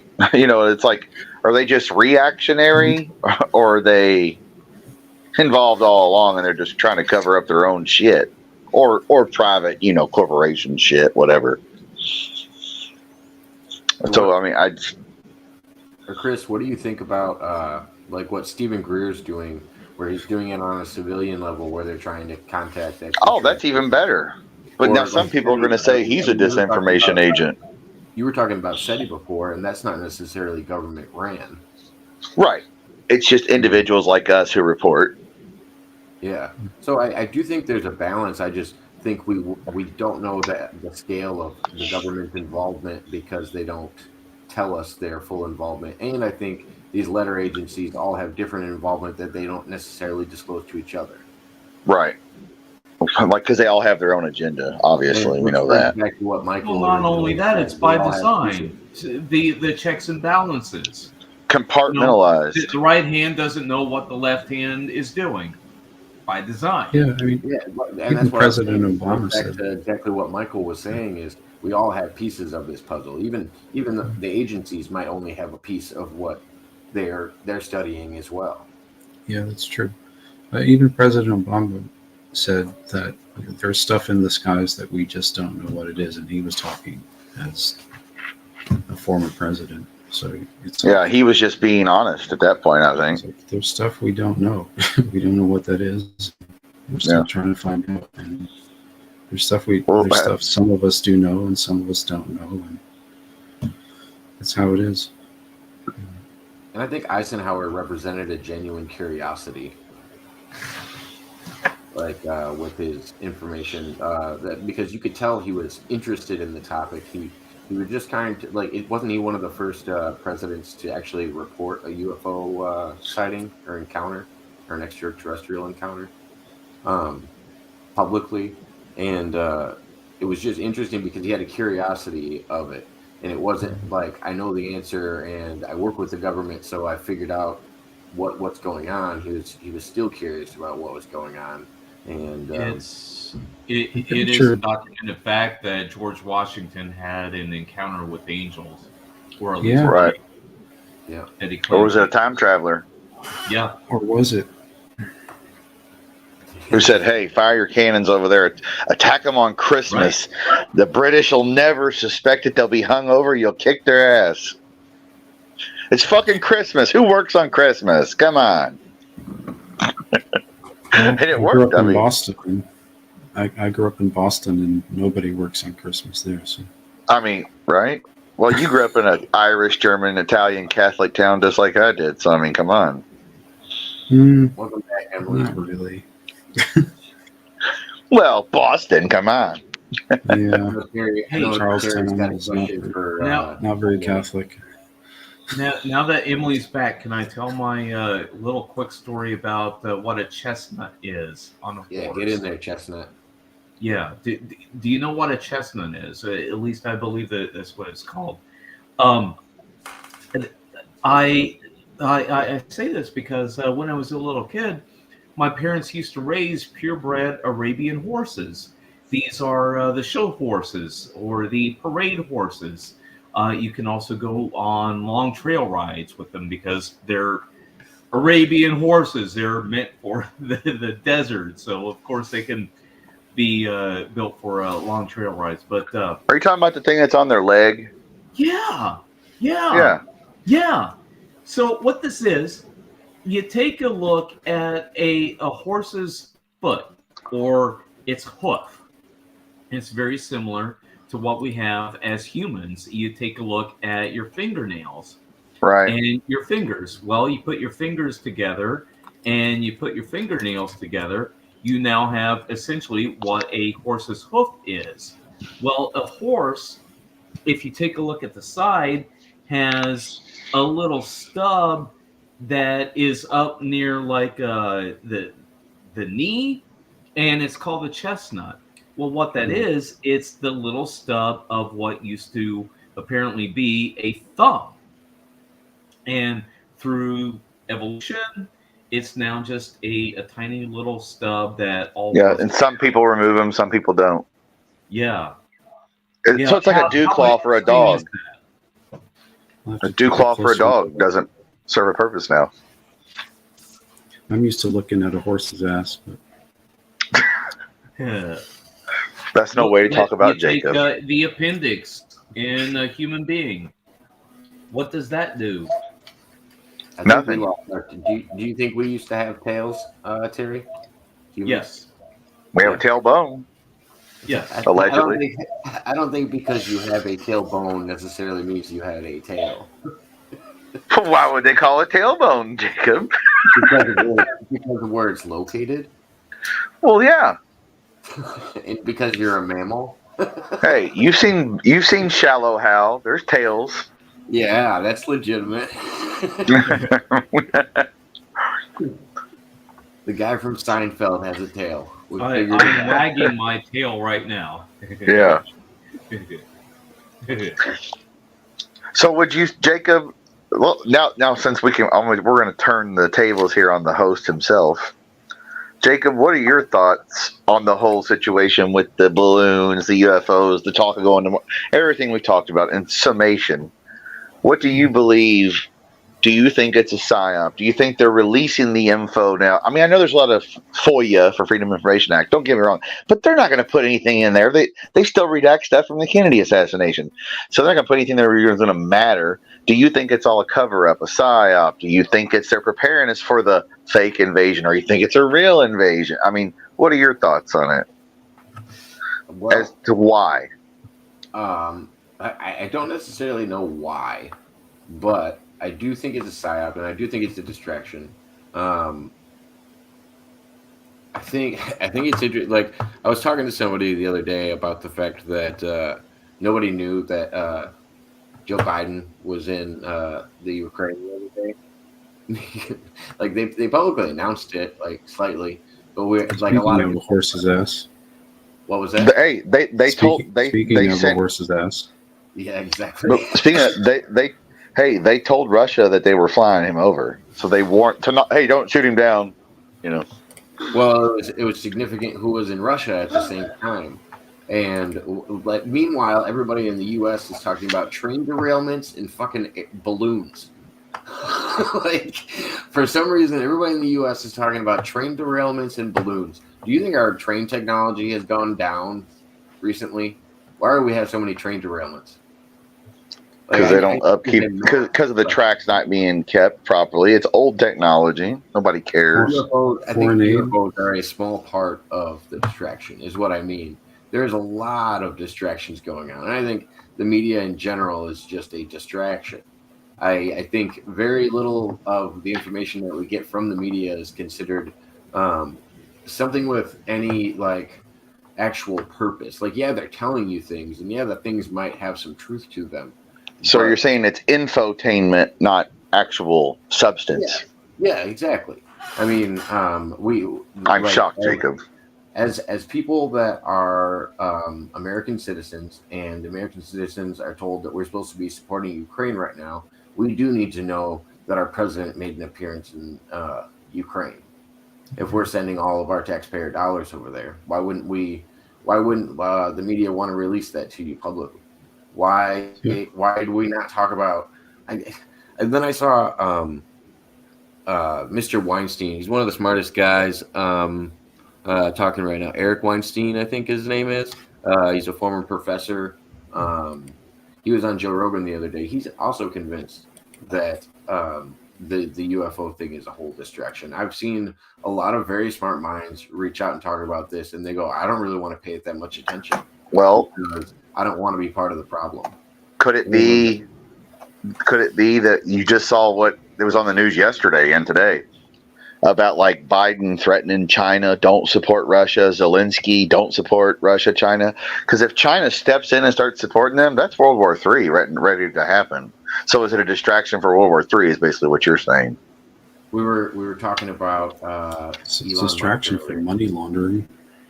It could be a distraction for absolutely anything. We were talking about Elon Musk earlier, and another thing going on with Elon Musk is the former Twitter people that used to work there are doing public releases now. All of this was public knowledge to anybody that was digging at it 4 or 5 months ago. We knew this before Elon finally settled the deal with Twitter. We already knew what was going on with the accounts and what was going on with the shadow banning and stuff like that. It was public knowledge already. And pay to be verified and promoted. 6 months later. It's like, they want to distract you with this stuff. Like, it's like, otherwise they would have just told you about it when it happened. Like, nobody's ever held responsible for the information that they present or if they get it wrong. I mean, everybody's a weatherman now, and they just have to kind of get it right, and it's considered entertainment. I've never understood why people put so much merit in the news now. I haven't watched TV in 20 years, so I don't know. Yeah. I try not to. Yeah, same here. More than 20 years, actually. I watch television for entertainment. Same. Not for news. Well, you can watch it for information, like the science. I got the Smithsonian. I like history, and science. There are programs that you can watch for education, but 98% of it, no. A great example of publicly covering up information about. No, not the actual history. I'm talking like when they do the like they do the flyover in a blimp of your state and do. It's all just pretty stuff, your mountains, your rivers, nature stuff. Well, support your local man with a drone, and I go do. buy his picture. Go buy his pictures. I subscribe. I donate to KET through PBS Public Broadcasting. Okay, I support my local shit. But I'm just saying that kind of stuff I like to watch more so, and the conspiracy shit. Come on, I mean, the Vice Channel has some pretty good. If you want news, the Vice Channel is got some shit where it'll be like a dude on the ground in Syria telling you what was going on during the last war over there or whatever. That is good. John, there's not a political agenda. That's all fake. It's corporate. Okay? You want real news, it's over here on this platform, YouTube. Ooh, that's a good one, Sopranos fan. Said, what about all the military guys throughout the years who talked about UFOs showing up at nuclear facilities, like back in wartime, and like shutting down nuclear facilities and stuff like that? I think that's what he's referring to. And then he went into Russia-Ukraine conflict equals nukes equals media wanting to control UFO narrative. It's a whole different tie to what's going on in Russia and Ukraine that I didn't think about. Well, another thing is what you always go back to whenever there's a war, you always go back to what does one side want, what does the other side want, what's at stake? Is there oil? Is there lithium? Is there gold? Is there strategic military? What is the whole point of the Russia-Ukraine thing, honestly? I know they used to be part of Russia. It's part of the old USSR. But why would Putin all of a sudden just decide this motherfucker is going to make or break himself going to Ukraine? Well, let me ask you a question, Chris. Why do you think he decided this all of a sudden? I don't know, honestly. I really don't. He didn't decide this all of a sudden. He laid out a boundary with the United Nations a little while ago. It didn't just happen. I mean, the NATO aggression. Yeah, I get that. Yeah. I'm not necessarily. I wouldn't blindly support the Ukraine in this. I think. No, I'm not. I don't support either one of them. But. No, I think as American citizens, we're kind of made out to think that Russia just came up with this idea that they wanted to take this land back from the Ukraine one day, and that's kind of how you pitched that question, and that's kind of why I asked the way I asked. Well, I'm just saying, why did they decide to invade? And I get that there was the NATO creeping on their doorstep, and Ukraine's trying to join. And Ukraine used to be part of the old Russia, long before there was ever USSR. Russia said we're not going to give up any land anymore, and we don't want to. And they were fine with the Ukraine doing what they were doing. And then the situation changed, and they tried to advance more. But they also went to Georgia, South Ossetia, or whatever, and the Crimea. So I mean, there's been aggression on both sides, no doubt. Oh yeah, no, I totally agree. I totally agree that there's aggression on both sides. I just think as humans watching it and not knowing the information, Americans watching it and not knowing the information. Yeah, exactly. I think it's stupid for us to speculate on what's going on over there. Well, you ever watch we're hype men in a war. We're hype men in a war, and when we don't know what the actual conflict is. You ever watch like the independent journalist over there? If you want to bring the religious aspect into this, we are definitely living in the times of wars and rumors of wars. Yeah. Can we all agree on that? And money laundering. Well, that's what Mr. McIntosh is saying. The money laundering. If you think about it, what do politicians love to do? Rob and pillage and steal. So what better way than to have a boogeyman we got to send all this money. Come on, man. And then 55 billion or whatever. Fuck, if you just take 5 billion siphoned off, that's a lot of money. Or if you take 20 billion and separate and you pay all the media and everybody else off to not report it, to not investigate it and shut anybody up, you can steal a whole 55 billion or whatever. That 55 billion was just the number they give you of the aid we give the Ukraine or whatever for the U.S. themselves. But that's a whole lot of money you can siphon. we have to really wonder then who's the real enemy of the American people. Is it really Russia or is it the United States government? Well, I do not. I love the government, the IRS. I love the ATF, the DEA. I love all these organizations personally, but Oh yeah, of course you do. That's why you're John Jacob Jingleheimer Smith. yeah, I get what you mean. Yeah, yeah. It's a nice thing you said as you're not showing your face or your name. But yeah, okay. Hey, His name you're a is sovereign Myron citizen. James. You're Why I'm in the shadows here. That undisclosed location. yeah. He's like Robert Brandon Stack also in said, Unsolved what Mysteries. about, Maybe you. So Brandon Span also said, what about the Nazi biolab aspect of the Ukraine? There were Nazis in Ukraine. There is pictures, videos, documentation. There are Nazis in the Ukraine. Yeah, did you not see that? No, yeah, I mean, I saw that. I know that. Yeah, I mean, they joined up in World War II. This is just an offshoot of their granddads, basically. Well, I think it brings back the UFO topic of when we're talking about UFOs or AUPs and extraterrestrials, because I think we were talking about extraterrestrials most of the night. Right. I think we should be also talking about whose UFOs they are, whether we're talking about Nazi UFOs, which there might be pictures of on the internet that we've seen probably if we've dug into. I have to wonder why Nazis are always doing better when there's a Democrat in the White House. What was that? Why are Nazis always doing better when there's a Democrat in the White House? I fail to see the correlation, but it seems. Remember the old Kecksburg, Pennsylvania UFO? They say that was the Nazi Bell. I was pretty hook, line, and sinker sold on that story that the Die Glock or the Von der Waal weapon was the Nazi bell that they were working on, and when they described the letters on the sides of the Kecksburg incident that they brought apparently they brought it out on a flatbed, and they described some of the writing on the side of it. And I wonder if it could have just been German and American. Right. It must be alien because people were stupid. Aliens from outer space. Well, also, you remember the Nazis were obsessed with the Egyptians and the Sumerians and all that. So they could have just put the good luck symbols of Egypt at the time and been like, oh my God, it's alien. Right.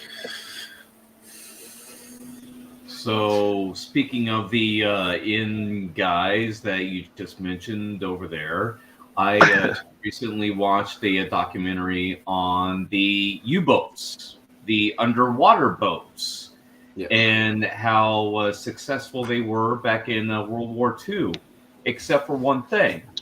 Their weakness was this. The underwater boats had to come back up to the surface because they needed to grab air to, first of all, vent their engines and to grab oxygen for everyone to breathe. So, how do you solve this problem? That you have to build these underwater boats so they can stay underwater. Well, what was the technology that came along to allow this to happen? Nuclear technology. So you take nuclear technology, you can now create water, air, and your energy to actually run the engines of the underwater boat, and you can literally stay there for forever. The only thing that now you have to come up to the surface for is, well, you have people in that boat, and they need food. Right. Food is it. Yeah. Regardless, I think the U-boats engineering at the time proved itself to be so advanced that we were finding U-boats turning up after World War II. Yeah. South America, everywhere. Of which was part of this documentary, and they made a note of that after the war supposedly ended, and a part of Operation Paperclip. The Americans, the British, and the Russians got some underwater boats, and they all started tearing them apart and figuring out this technology. And that's what brought upon the Cold War is because Right. Americans thought, hey, not only do we have this technology over here, but we know the Russians also have this over here, and they're going to tear this apart and go at it as well. But we figured out, oh, the secret to nuclear technology is what's going to allow us to now stay underwater, and our ships are much larger than what was back in World War II. Hey, Jacob, These missiles that have warheads on them that can just blow everything up.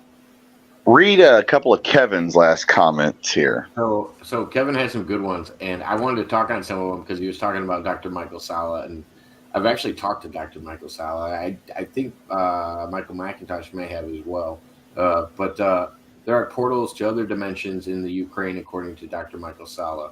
And so apparently there's portals in a couple different countries. I've heard about them in the Ukraine. I've heard about them in where's Dracula supposedly from? What's Transylvania, Pennsylvania? Apparently there's portals in Transylvania. I've heard Egypt, obviously. Egypt, yeah. Arizona. Iraq. There's stuff in Arizona. Iraq. What was it? Iraq back in. There was some actual platform that they were talking about, but they were the Iraq Stargates. Were they talking about? Yeah. Persia Probably. Yeah. I mean, I've heard a lot of them, and usually they fall on. Supposedly they add significance to the ley lines. I don't know how much merit I put in ley lines, but I don't know. Everybody's different about what they think about where the portals are and where they fall and what's the significance of them, where they go. But I've heard some people speculate they're passages to inner Earth, and I've heard some people talk about them as like stargates. So I guess what you define a portal as makes a difference. But I didn't know what Sopranos fan was talking about with Nord Stream pipeline and Seymour Hirsch. That's the gas. Isn't that the gas pipeline that goes through Ukraine to Russia or Europe? That basically, if Russia controls it, they control the gas lines of Europe. It's not there anymore, and that's too incredibly circumstantial.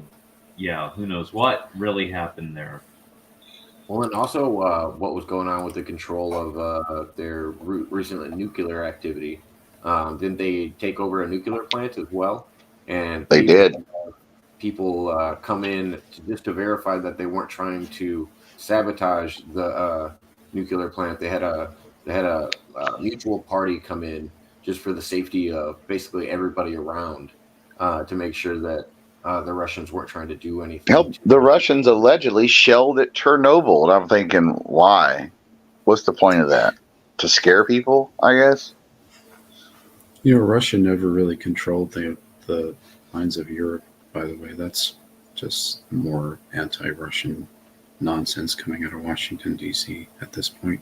There's plenty of natural gas along the coast of Europe that the Russian... I was going to say, doesn't the north of Scotland and Ireland is full of gas up there?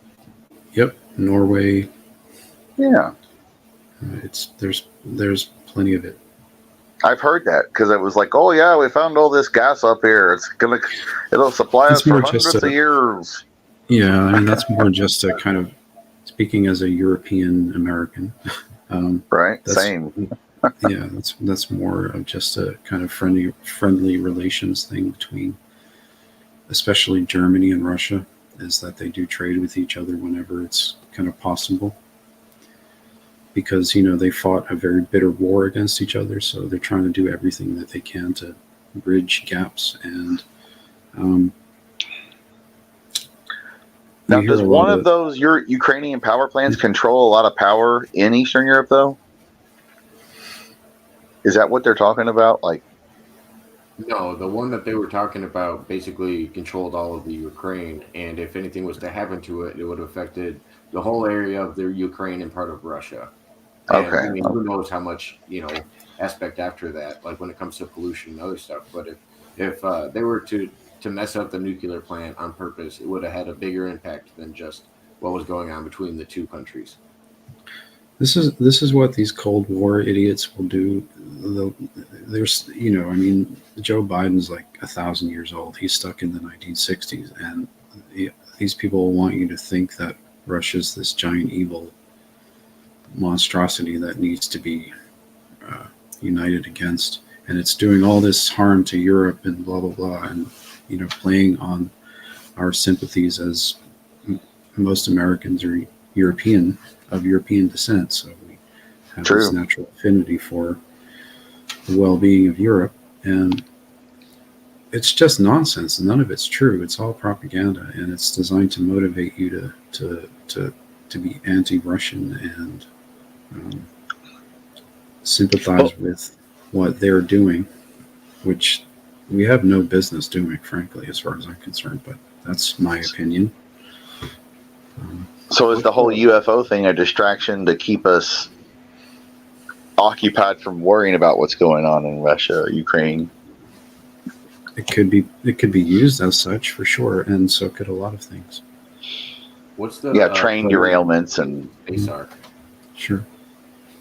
Well, have you noticed that the train derailments were happening in states that Biden didn't win in? True, like you should have voted for me. Yeah, exactly. What's going on, Brett? Nothing. We are talking about UFOs tonight and flying saucers. I saw that enjoy. What do you got for us? What do you think about all of the Chinese balloons going on and the recent sightings with like the Tic Tac incident, and we were talking about the train derailments recently. What do you think about everything going on? We were wondering if it was some kind of a distraction, if it was real events just happening and we just happened to be witnessing them all, or you got a take on it? Not really. Not really.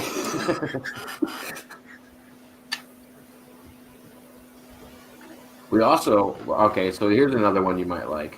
We were also talking about the significance in a higher power, religion, and what an alien aspect might be, because we were describing it as like, say humans in the past were to say that like the gods are the reason that we have an eclipse or something like that. Like a god's carrying the sun in a chariot and he's bringing it across the sky. Like we've described things in the past as being higher powers or gods.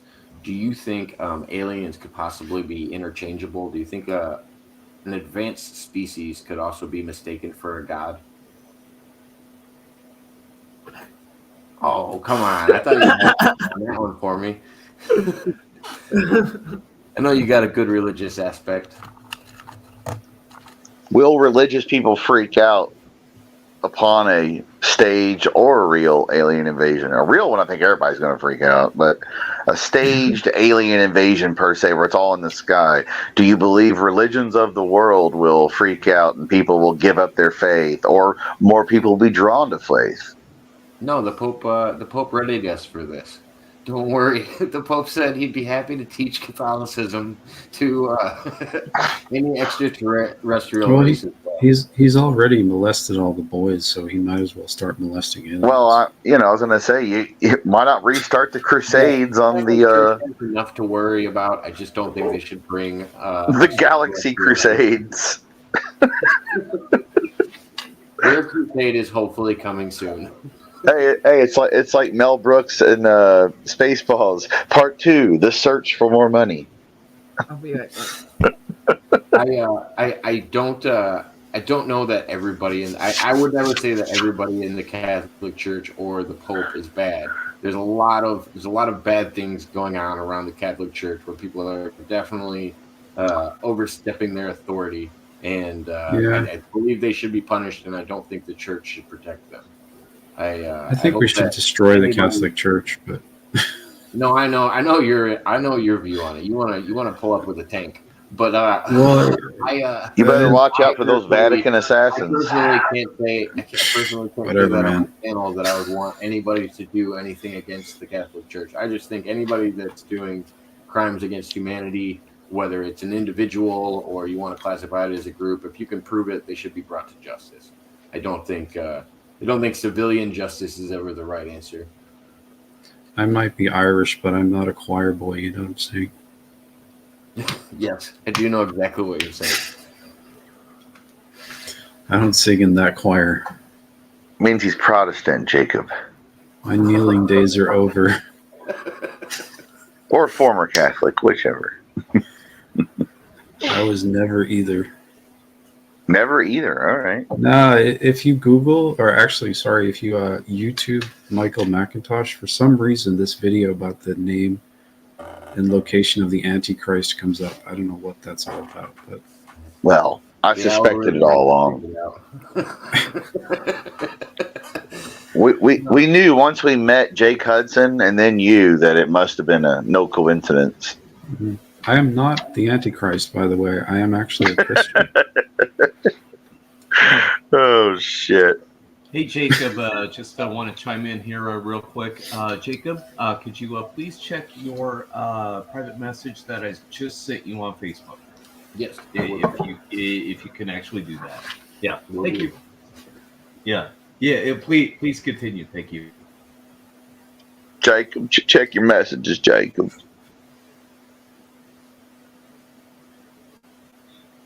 If he can actually check his messages and bring up what I'd like to bring him up, I want to freak you guys out, really. Uh-oh.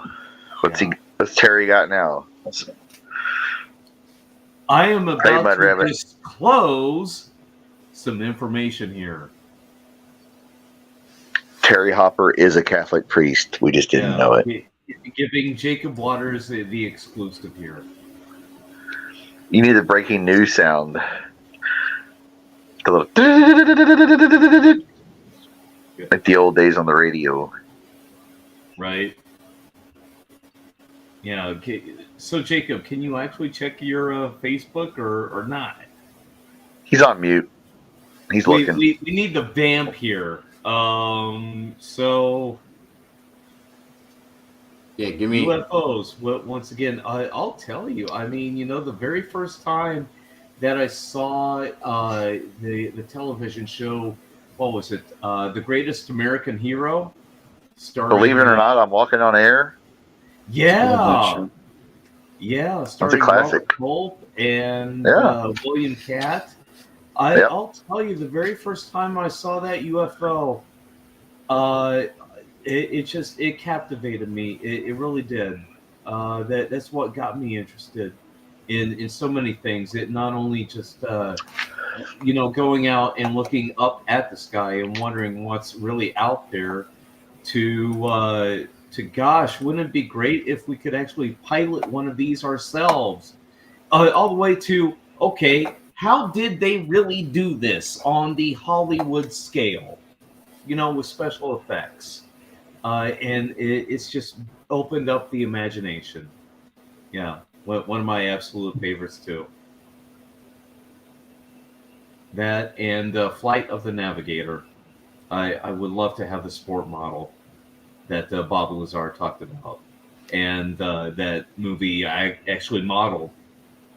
So, yeah, Jacob, how you doing over there on Facebook?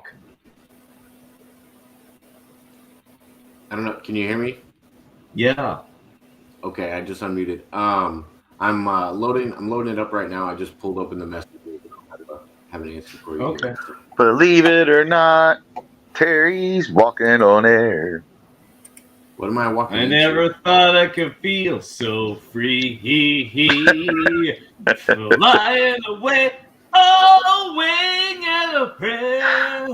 Who could Can it be? Believe it or not, it's just me. It was the greatest corny show ever. There, you can use that on your voicemail now. Isn't that what George Costanza did? Yeah, on Seinfeld. Yeah. Yeah. That's great. Wait a minute. What's a voicemail now anymore? Anyway, Yeah. who actually talks on the phone?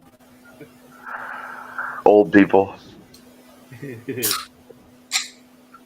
myself So just included. FYI, Terry, this is why I usually don't pull things up. It takes me 20 minutes. Can I share this logo with? It's still not even loading your message. I only got a piece of it. Really? Hold on one second. Not even that big Can I of share a this file. info Oh my with- goodness. Yeah, no, I've been loading it since you told me about it. Your laptop is slow. Yeah, no, I think it's, I don't know if it's StreamYard. I think I need to just start using OBS. StreamYard just doesn't let me run that many features when I have like 5 people on, or if I'm sharing info at the same time. Well, you hire a professional, you get a professional's job. I see how it is.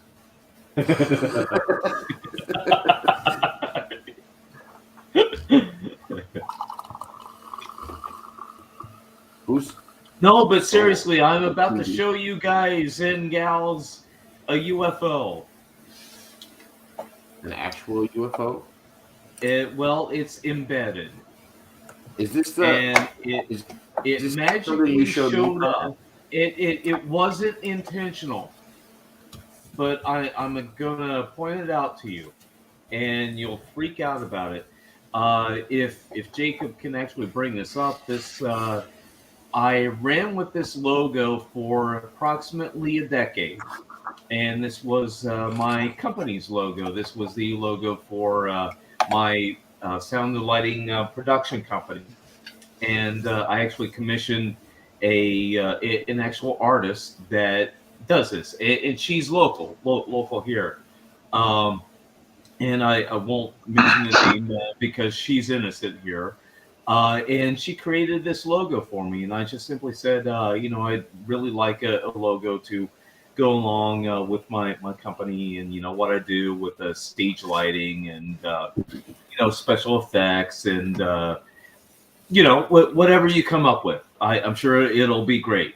And she nailed it on this first one. And if Jacob can bring this up, I got it now. I've seen it. And now I've seen it. Okay, I'm sharing now. Yeah. I finally got to see it. Okay. I see the significance now. Yeah. Let's see here. I'm gonna share it. Should be sharing here in the next second. I'm gonna try to put our faces to the side of it so it'll come up. I also have that document too. Now that I open up your tab. Yeah. All right. Switch the screen. Yeah, this is brutal. Waiting for this to share. Gosh, you had to interrupt me. You should have just messaged me in the private chat. I'm gonna have a cigarette here. Yeah, no, it's just too slow on my end. I apologize. And it's also slowing me down because I just clicked Mud Rabbit's comment that says, "Hey," and that's also slowing down StreamYard. This is bizarre to me. But yeah. Well, Jacob, if you didn't have AOL 9.0 as your, I don't have any AOL. I'm always connected. I have an Ethernet cable. Like I don't. I'm using fiber optics. I don't have any other programs running. Hey, I know what it is. The cyber police are onto you, Jacob. That's what it is. Right. If everybody wouldn't be recording my show, then I'd probably. Oh, here we go. The safer thing. Yeah, Terry. Believe it or not, George is in here. So, gosh, what? Okay, I guess. Well, I can't point to it and say, okay, you see that? Well, there it is. So, what are we looking at here? Well, we are looking at my logo, and you might see a star that's highlighted and all lit up. Cowboys. You'll see a spotlight on a stage. But you if you look at it in a different way, you'll also see a UFO coming down out of space Yeah. and landing on top of the Great A Pyramid. mountain. Oh, or pyramid. Or a Okay. mountain. Yeah, sure. A mountain or the Great Pyramid. Do you see it? All right. Well, I see the Do pyramid you now, see but it I just now? saw mountain. Yeah. Okay. I see the nice inverted pentagram also. Yeah. Yeah. Well, I mean, Macintosh is the Antichrist allegedly, so he would know that. That's what YouTube says. Anyway, I don't know. Not quite, fully inverted here, just, slightly off. Yeah, to the Hey. 45 degree. And they did say something about the Antichrist being president one day. So, I mean, it's all lining up. YouTube got you pinned, buddy. Yep. Well, No, but yeah, I see the pyramid. Like when you said you're like in the pyramid, I'm like mountain. Okay, UFOs above the mountain. Okay, I see the light coming down. Yeah. I'm from the I north. like that. That's cool. Yeah. Yeah. I I'm from pointed the that very out far to north. the artist, and she, yeah. You better trademark it, Terry, or somebody will take it. Oh, yeah. Yeah. It's Because some other UFO nerd's going to go, I like that. And then they'll just replicate it, trademark it. yeah, Yep. sure. Right. Of course. But yeah, I got my money's worth out of it already. So yeah. All right. Whatever. Yeah. It'd be cool on a t-shirt or a sticker as well. Yeah. Yeah. Because it kind of looks like a Close Encounters of the Third Kind kind of like poster, just silhouette. Because it was all like, because they were up. Maybe I'll make a nice table game based on. What was the place they filmed that was supposed to be like? Oh, it's the higher up plateau. What's a Canadian? Was it Canadian? Yeah. You're a Canadian. Euro That's Canadian. That's Canadian Patriot, one of our Oh, I'm sorry. I thought you were talking about. I thought you were a part Canadian, Mr. Macintosh. I don't know. I heard about that. I've heard about this land, but it's an unheard of land. Like, are you trying to act like Canada's like Atlantis, or what are we doing here? I think he doesn't like the guy who's running the joint now. Oh no, everybody loves Trudeau. That blackface wearing leader he is. I mean, come on. Okay, how did that guy how did that picture not come out before he ran? Number one, and number two, He came out and then he ran again and then won again. What are you talking about? The public knew, like they didn't care. Okay, well, I'm just saying, if you put me or Jacob Waters in that picture, we'd never show our face again. They're too busy getting high up there. Yeah, I guess. Not all Canadians. I mean, it is cold as shit most of the time. So hey.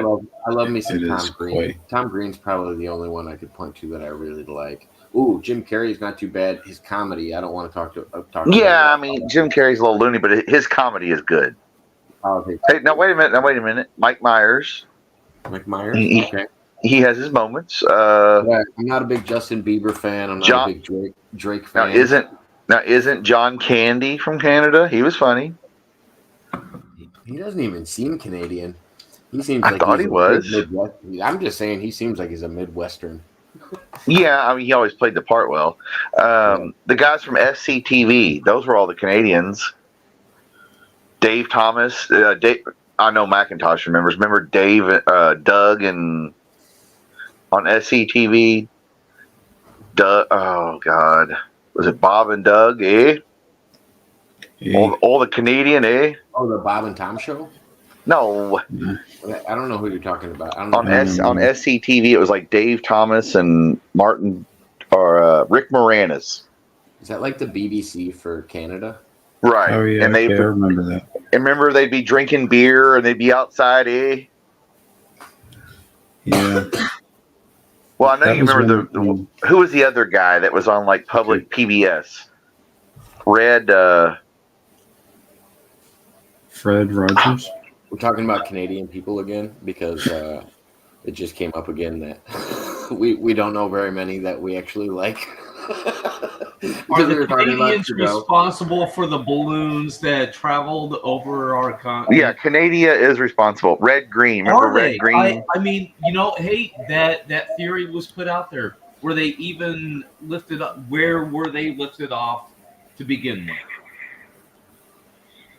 Well, yeah, I don't think they made it across the ocean undetected for that long period of I don't know. You'd have to really know air currents, and that would take some serious dedication if they were really how did we know they were Chinese balloons? I haven't we just kind of accepted that from the media, didn't we? From whatever country the Democrats are picking on at the moment. But why would the Democrats want to be picking on China when Donald Trump was hard on China? They should be the exact opposite of whatever Donald Trump did, because Donald Trump was a big orange bad man.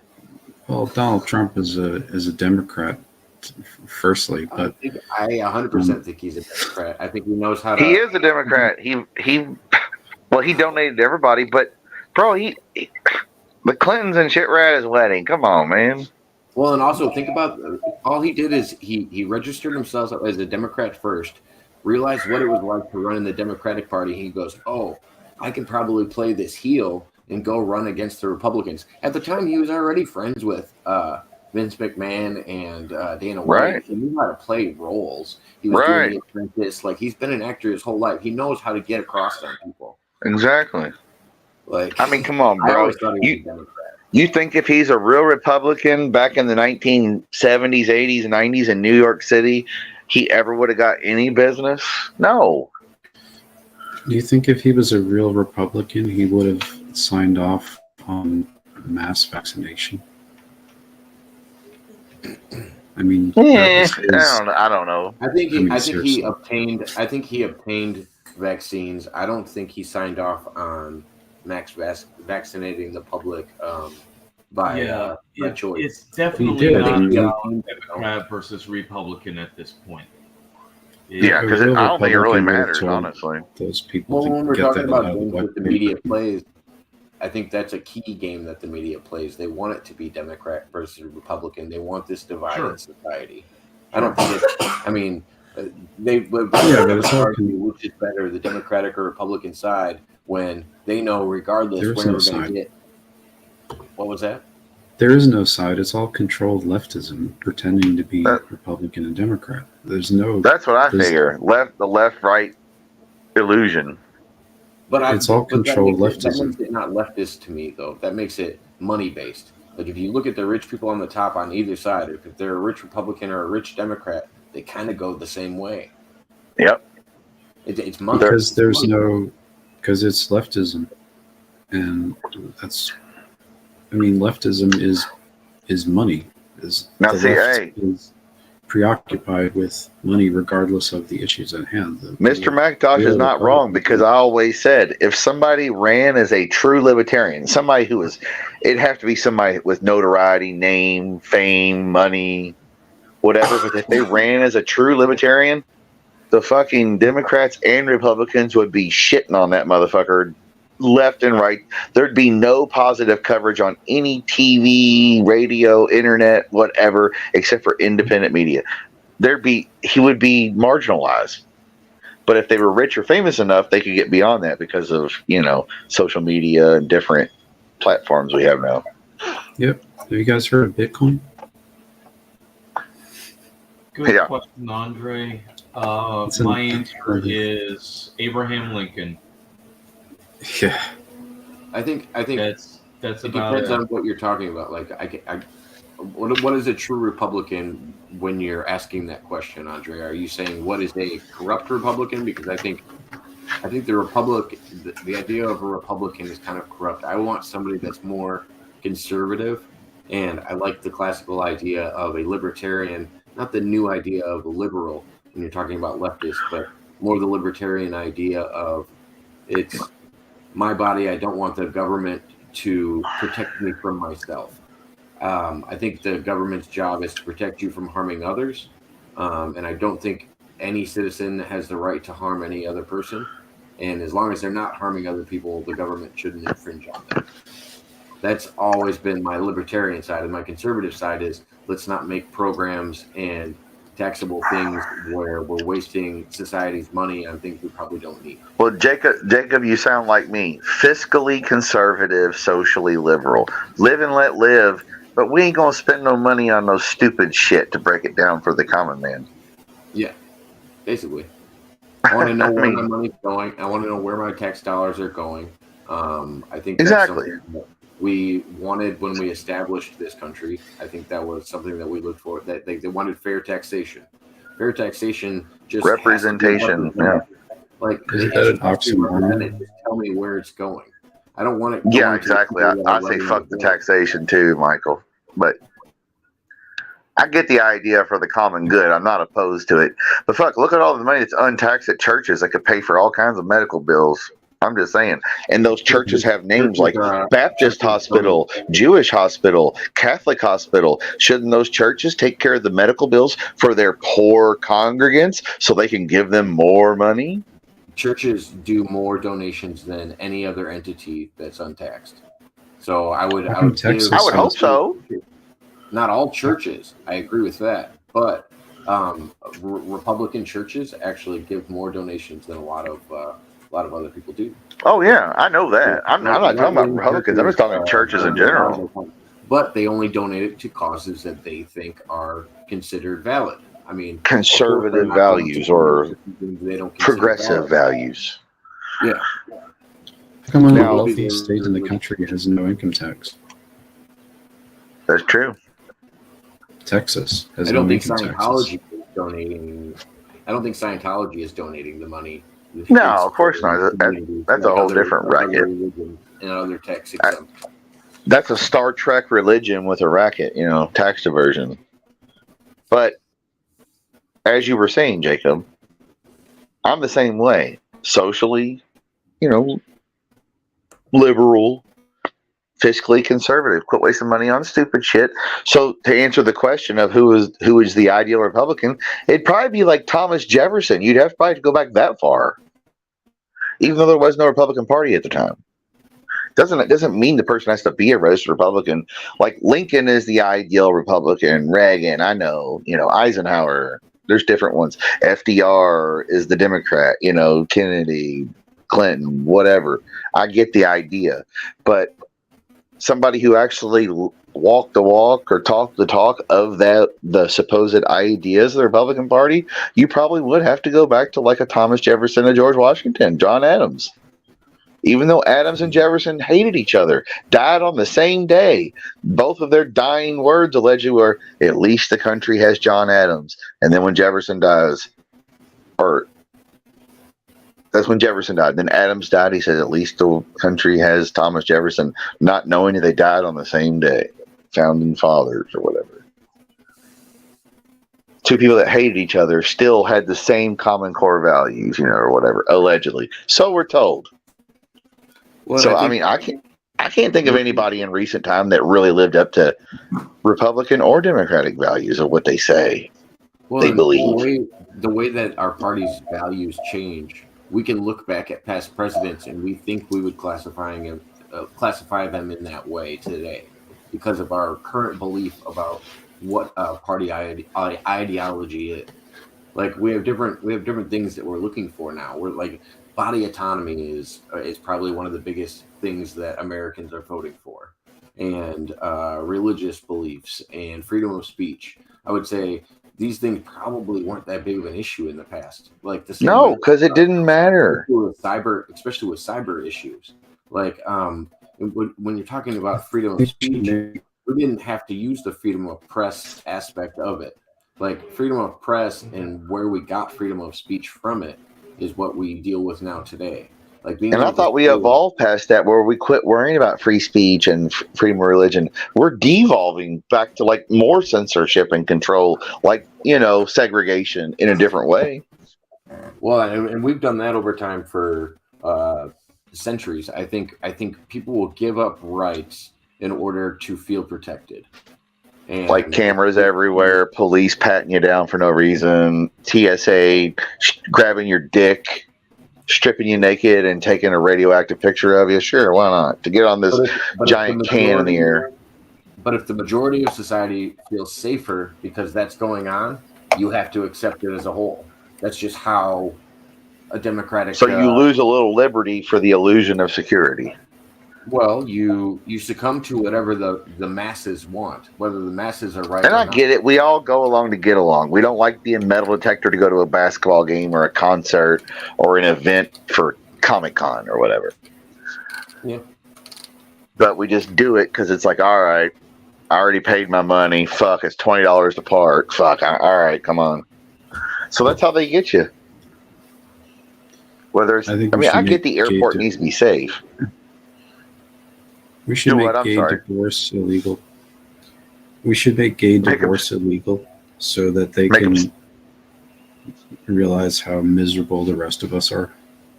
Yeah, that's what I said. I said that forever. Well, let them be married so they can see how. We got to make straight divorce illegal too, then, because there's no reason. No, just gay divorce. Just gay divorce. Very simple decisions. Just gay divorce.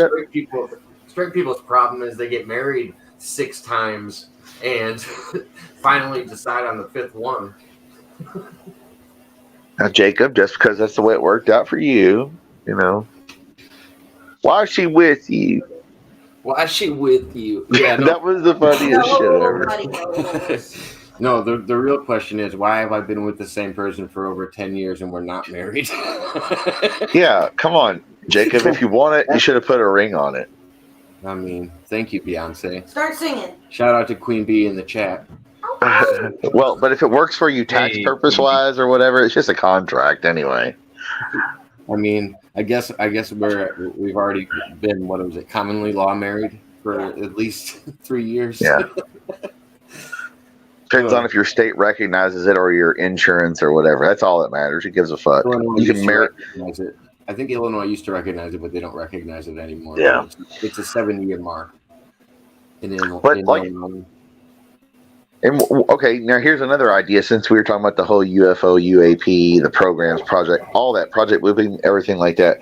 Since Terry hasn't said anything in a while, I'm going to ask him something so he doesn't fall asleep in the darkness over there. Do you feel like conservatives / libertarians, real liberals, ones who are for, or basically right-wing Republicans who used to be hardcore left-wing liberals now, like freedom for guns and speech and religion and, don't let the government make any rules and taxation. Okay. Right. So do you think who's more open-minded to not being not necessarily violent, because there's nothing you could do, I guess, but who do you think is going to be more accepting of actual alien or UFO, as we call them? Like, it's real, there's aliens, we talk to them, etc. Who's going to flip out less? Right-wingers or left-wingers or whatever? Liberals or conservatives? Oh, the aliens told me that we should make gun ownership mandatory. Make guns mandatory? Well, that'd be all right. Yeah, the aliens told me that. Wait, did you ask me or did you ask Michael? No, I was asking you, Terry. I said, Terry, who would you think would flip out less? People who are more conservative or people who are more liberal? Like when the shit is like it's not a hologram. The aliens going, Terry, let's go for a ride. I'm going to tell you about some shit, whatever. Who do you think is going to be more accepting of that, or who's going to kill themselves or try to fight or shoot them or whatever? What do you think is going to happen? Is it going to be more accepted on one or the other, like the right or the left? Or do you think it's going to be equal craziness of each group just flips the fuck out and then some will be accepting? Well, to answer your question, only coming from speaking from personal experience, I'm blessed to be in the position that I've been able to travel as much as I have and to have had so many experiences with all of the people that I've had. So would I be open-minded to the idea of aliens coming from outer space and actually physically landing or hovering over the Great Pyramid over in Egypt or any major city here in America, golly, would I accept it? I don't know. Could I see them up close? No, I'm saying if they showed up in your farmland, you're chilling with the burger on the wood stove. It's March or February. They come knock on the door. Yeah. Let's go for a ride. Get off my lawn, first of all. Who do you I'm just think saying, you like, are? I know you're going to be accepting. You're going to be open-minded and accepting. But which side of we're talking about the political side of it? Yeah. Which side, the left or the right wingers, are going to freak out the most, or is it going to be an equal amount of both? Right. That's a good question. Politically speaking, I mean, who? Well, I think it would be the left more than likely would freak out more because they can't accept that their whims are not in control of every single thing. I think most people on the right are a lot more pragmatic and realistic. Yeah, I mean, who's going to look at it from a religious standpoint? Who's going to look at it as, okay, the possibility of UFOs from Mars, as it was back in the 50s. Now, today, it's more of like, hey, maybe they're from a far-off galaxy from the Pleiades. Zeta Reticuli? Or the Andromeda galaxy. Who knows where they're from now? Right. I'm just saying Zeta Reticuli because everybody's heard that, in the community. Sure. But yeah. Let me play the devil's advocate with this. Yeah. I liked Michael's answer. I liked your answer. I like the fact that I do think more libertarians or liberals would freak out. More people on the left would freak out. The left now, not like I'm not saying the true meaning of left, but the left as it is now, everybody gets a trophy, cancel everybody, etc., etc.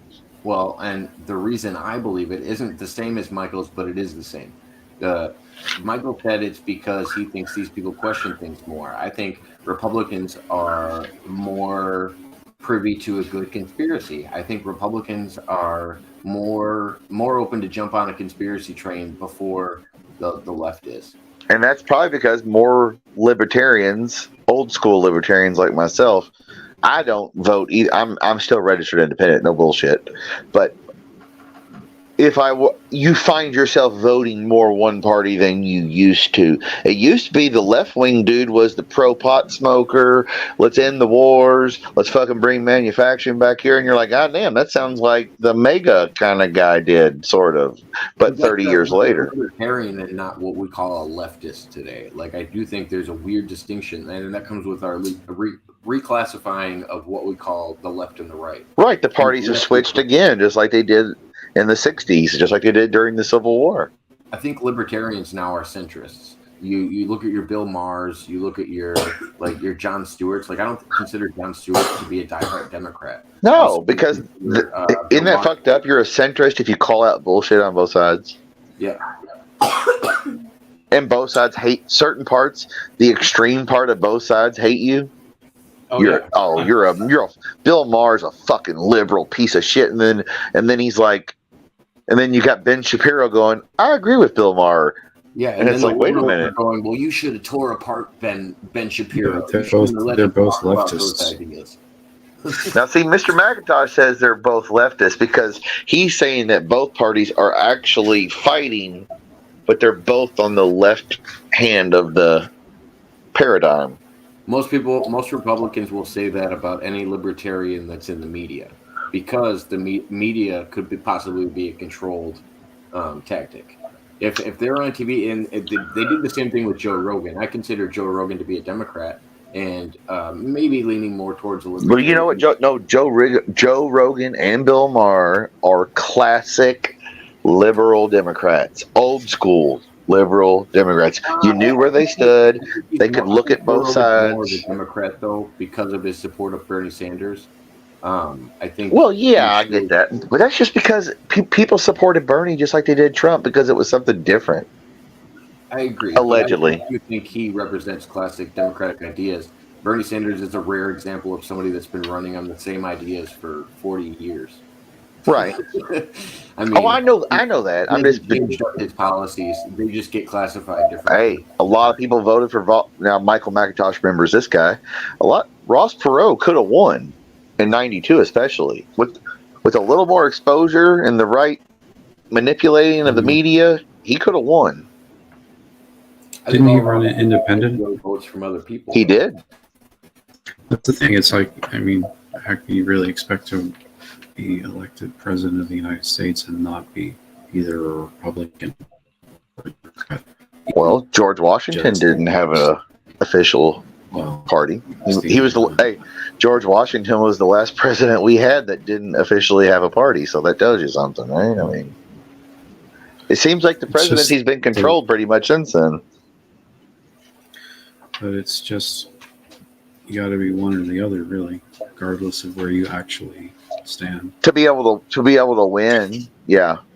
Well, and the craziest thing is people don't realize is, okay, so you have somebody like Bernie Sanders who decides to run as a Democrat. The Democratic Party is no longer going to win because of how established Bernie Sanders was. He was running with somebody else in his same party, and he had great notoriety. Right. You know how many people jumped from Bernie Sanders to Donald Trump because they didn't want Hillary Clinton to win? A lot. Yeah. You want to know what got me interested in? And I compared that to Ross Perot, though.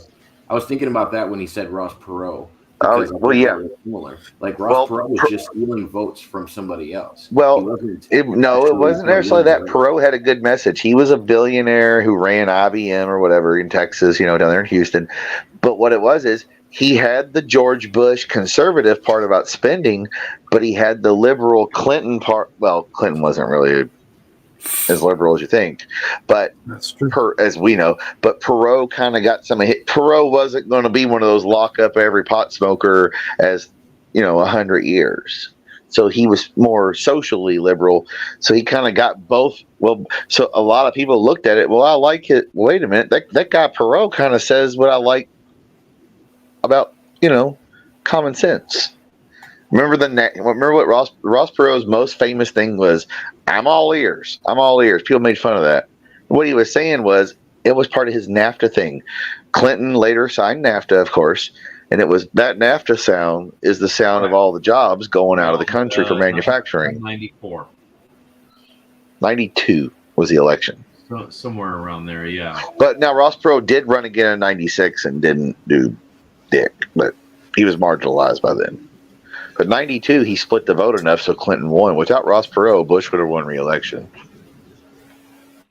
That's the theory, yeah. I lived through that.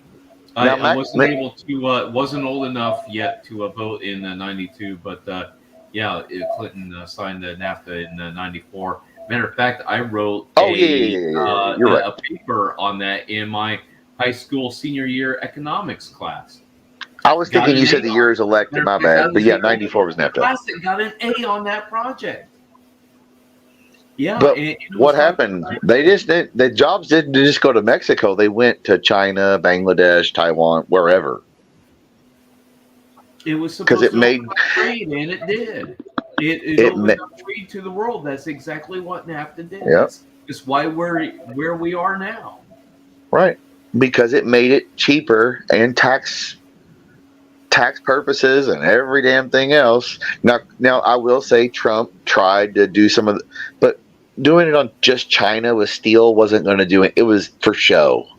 But the idea of reversing NAFTA would work because America, eventually somebody's going to have to make something here to be self-sufficient. We're going to make Bitcoin. By the way, can I comment on Andre Little's comment here? If you can bring that back up, where he talked about Bernie Sanders. What got me interested in Bernie Sanders when he was running for president fairly recently was the fact that I actually watched, and you can look this up, and this is right here on YouTube.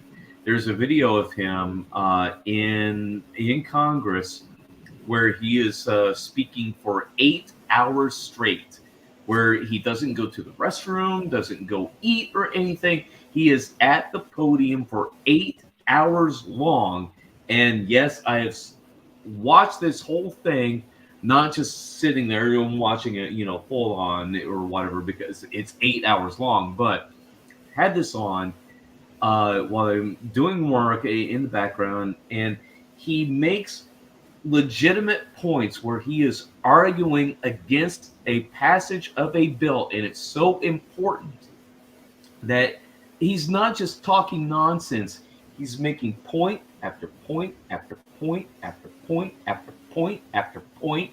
Again, he's standing there 8 hours long. I challenge anyone to do that. If you want to know what it takes to not only be just a politician, but to actually be a public servant and to actually do your work as a congressman, as an elected official,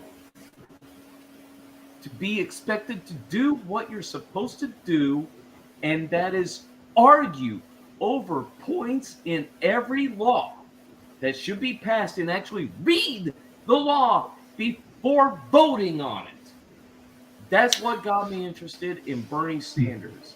Again, I say, anyone, can you debate anything for 8 hours long? Go ahead, Jacob Walters. I yield. So I want to answer Boss Man's question, Jacob. I'm going to go mute here. We'll get to that one next. But since we're on Bernie Sanders, so I was going to vote for Bernie Sanders originally, and then I looked into some of his policies a little bit more. I do respect him for being consistent with his ideas, but he does have some very bad ideas when it comes to getting people out of poverty. And he was saying, he said several times actually, and there's video footage of it on YouTube, that during the Great Depression, having people in lines waiting for food and stuff was beneficial for building back society. And the fact that they had to, like, rather than having a safety net and letting people pull out with their money, these big businesses, and rather than having a safety net around society, it was more beneficial to build back from the bottom. And I don't necessarily think that's true. I think we should have been more worried about big business from the beginning and Wall Street and what was going on when we had some of the crashes that we've had, because I do think it was really detrimental to society. That could you imagine how many people lost their lives in the Depression just because of some of the horrible decisions made by the government? I couldn't. It's probably unfathomable. Stories from our grandparents about the Depression. Well, also nowadays, FDR or Kennedy'd probably be considered a Republican. Yeah. That's what's crazy about shit. But Boss Man says most of the jobs went to Mexico. Well, yeah, that's because that's where they went there first, and then they realized it was even cheaper to go somewhere else, because once the jobs left to go to Mexico, and I get NAFTA as part of the trade agreement between, Mexico, Canada. I get that. So the jobs that went to China and other places aren't considered part of NAFTA, but Mexico was the door that let the jobs out, like forever. Like the manufacturing was dissipating since the 60s. We get it. And NAFTA's obviously old news by now. There's right, but that was the door. Non-agreements and piracy to go along with it anyway. Right, not giving China all the military and technology. It all points to the same thing, though. Whether it was sending jobs to Mexico or sending jobs to China, we were trying to cut out the rate that we were making things. We looked at the production of things coming out of the U.S. The quality of things we were building in the U.S. prior to sending them off to Mexico or to China and getting cheaper labor were great. They were lasting a long time. Whether it was car manufacturing, whether it was... That means you don't have to buy them more often. They can't make no money. Exactly. Like, we knew what it was. It was just like everything else. Dude, hey. Following the money. General Electric has had they're not here anymore, but General Electric had a plant here, manufacturing. They made washers, dryers, refrigerators, TVs, radio, everything, RCA, GE, engines, whatever. If you bought something, my uncle worked, lots of family, uncle was there 40 years, other than 50 years, whatever. they'd give us shit for, because they work there, they get a big discount. Radios, TVs, boom boxes, whatever, their version of a Walkman. Everything they made. My dad still had the dryer that he got from my uncle in like 1974, like last year, and he gave it to my cousin who still has it. It still works. It's puke green, but it still works. Old brown refrigerator we had. Another relative has it from 1973, 4. Still works. You can't make money if you make shit that lasts forever. Well, the craziest thing is we were talking about how advanced our technology was in the early 50s from possibly back, what is it called, reverse engineering, maybe crashed spaceships or alien technology. We came out with fiber optics from NASA. We came out with memory foam. We came out with a lot of different things all of a sudden. And I just felt like our technology and our production just got worse over time. It's like we were looking at the people that built the Great Pyramids, and then we looked at all the shitty pyramids that they built after that and tried to accredit them all to the same people. It's just like, okay, when did we either stop caring or just start building things worse for no reason? I don't get it. Yeah. Well, when money came in and into the picture, rather than quality of life and trying to create something that actually works. When people realize that, oh, I can make money if I do this, then I'm going to do this, and this. So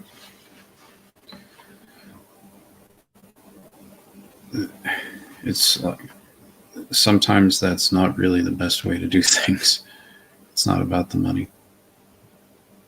Yeah, but how do we convince people it's not about the money? If it's not about, I mean, as long as money is power, I think that's going to be always corrupting.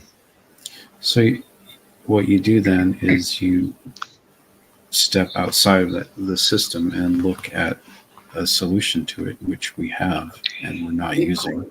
It's Bitcoin. Why is it always the talking point that you have to call somebody a socialist or a communist? Do you think they're like, is that like the new Nazi word? I mean, I know it was in the 60s. It was like the communist aggression. Is the socialist and communist thing like the same? We just don't call them fascist, Nazi. It's all now. It's communist, socialist. Is that the new term? It's that idea of trying to offend people by putting them into a box. And then I have no idea. You're trying to be offended from getting put into a box. You're trying to classify yourself, put yourself in your own box, like that you approve of. Like, humans are really weird about this by nature. They don't want to be put in a box by others, but they would love to create their own community. Jacob, chamber. I think Boss Man would be good at debating Bolin, like left versus right. Bolin doesn't know politics, so I don't think. No, but I'm saying he watches enough left-wing TV to debate Boss Man. Talking points. I mean, if Boss Man just wanted to talk about celebrities that are in politics, I think he would have a good conversation with Bolin. But I don't think Bolin knows anything about politics. I'm just thinking for future shows. My bad. Oh no, you know, I mean, well, for sure, Boss Man, if he can get on and do a show with Kenny Bolin, by all means, do that. But to pitch that idea to me, when you know that Kenny Bolin won't talk to me, and I personally know he doesn't know how to talk politics, I wouldn't. Now, he is right. Bernie Sanders does describe himself as a socialist Democrat, but that's no different than the Democratic Party in Germany. That's what they are. It's not like this. It's not Bernie Sanders. I don't believe is Mao Zedong's socialist. They're more like Germany's party. How many societies can we point to where socialism worked? None. Okay. Hold on a second. Actually, there are a few. There are a few that are still around. They're still around. Yeah. I mean, you have pretty socialistic measures in a lot of European countries at the moment. That's what I'm saying. That's what I'm saying. It's like a democrat. It's not complete socialism like dictatorship, but they have socialism. There are socialistic measures, but they're not like if you look at a country like Sweden or Norway right. That's what I'm thinking. Right. Yeah. you find that there are socialistic measures in these countries, but they are at their fundamental level capitalistic countries. Right. But, They want to make money, but there's a combination of like there's balance. That's what I say, balance. To me, anyway. Me personally, Europe does it better than we do. Not saying that it's not perfect. Nobody's perfect, but we as Americans should adapt some of that European idea of how they handle problems, societal, whether it's drugs or sex and rock and roll and homelessness and pollution and whatever. I'm not saying we got to be Johnny Save the Planet or whatever, but we should take some of their ideas and meld them with ours. That's what made America great. I didn't want to say great again, but that's what made America great, was the idea of a blending, a melting pot. We are a nation of immigrants. We can all come together to agree to disagree. But when some shit hits the fan, we're going to stand together. We're going to find a solution. Not everybody's going to agree, but you'll have your voice to disagree. John, I've got a question for you. What political party does Zeta Reticuli belong to? They are apolitical. Are you sure about that? I didn't ask you, Michael. I asked John Jacob Jingleheimer Schmidt. But I guess John Jacob Jingleheimer Schmidt is your name too. Yeah. It is. All our names. Yeah. I did change it to Michael Finnegan earlier, just to. Of course, my actual last name is Schmidt, though. So Schmidt is the surname. Holy I mean, shit. I don't have to give the old, or is it Smith in any other English translation? I guess we were blacksmiths somewhere along the way. Whatever they changed it to at Elks Island. Some of the wealthiest countries in the world have actually some socialistic.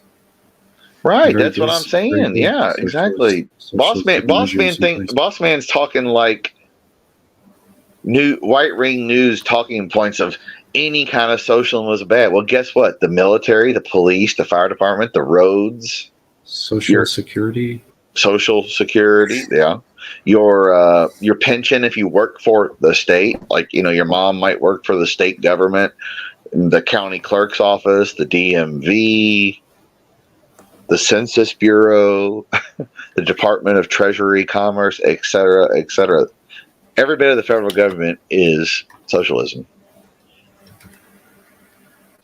Don't they all get the same days off, right? Correct me if I'm right. I mean, except for security, But if you work for the government, you're off on all the same holidays, all the same days.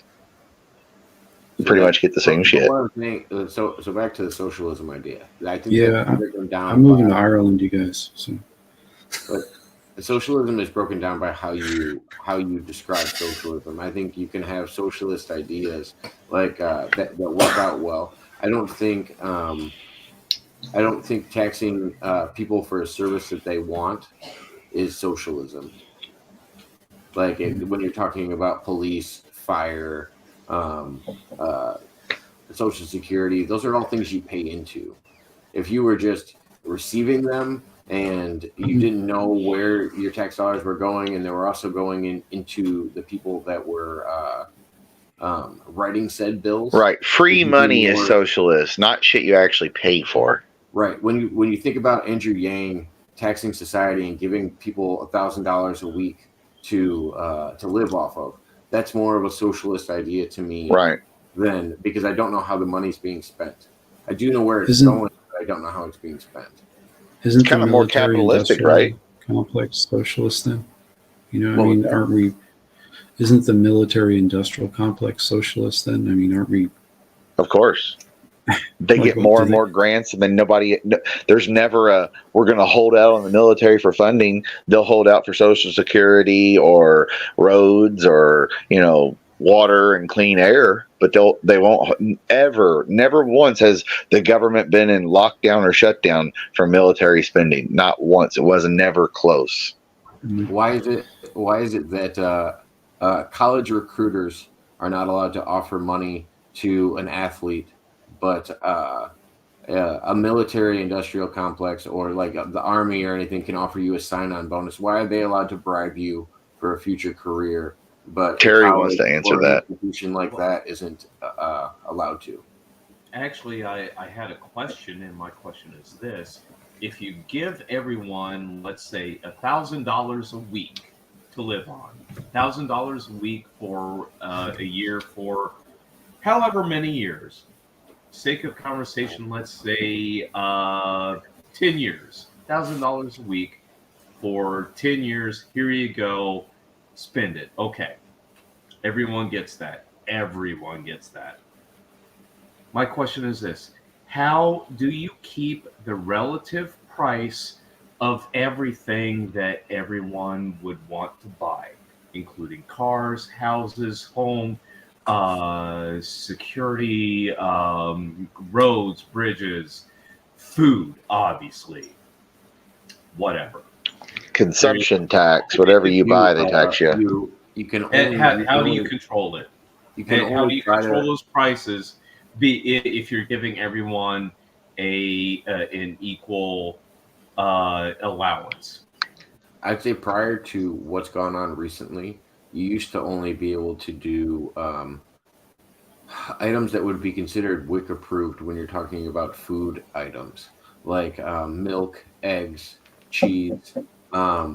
If you look at the recent changes in prices in milk, eggs, and cheese at almost like a 500% increase, it shows you that there is no way of stabilizing it. If you were to raise the minimum wage by $10, if you were to give people an advance on money, cost of living would always go up in accordance. There's no safe guarantee where they can keep prices locked at something else unless you have a prior agreement with a company. Like maybe you have like a gas card that you bought, and maybe you can have gas at that price because you bought a card. Like that's a prior agreement that has nothing to do with the raising of the cost of living in association with how much people have to spend. Cost of living is always going to have to go up if people have more to spend, especially when the value of the U.S. dollar has no actual value or meaning. Well, wait a minute. So you're telling me that private, corporate, and Mr. McIntosh might get a kick out of this one. So this is more sarcasm, just for people who don't understand sarcasm. So you're telling me because they print more money that it makes it less valuable? But wait a minute, the government's been printing more money just on goddamn paper, not even paper, just on a computer, and go, yep, send everybody a check and raise this and lower this, all in trust with nothing to back it, like since the Federal Reserve ever existed. But now if private entities try to spend money, well, by God, we have to raise prices. So, $9.899 billion for said Tyson Farms, they just can't sacrifice that instead of 9.91 billion. Yes, when you What tell, about if we use a different currency? when you tell Sounds like a different currency might fix that, right? Something backed up.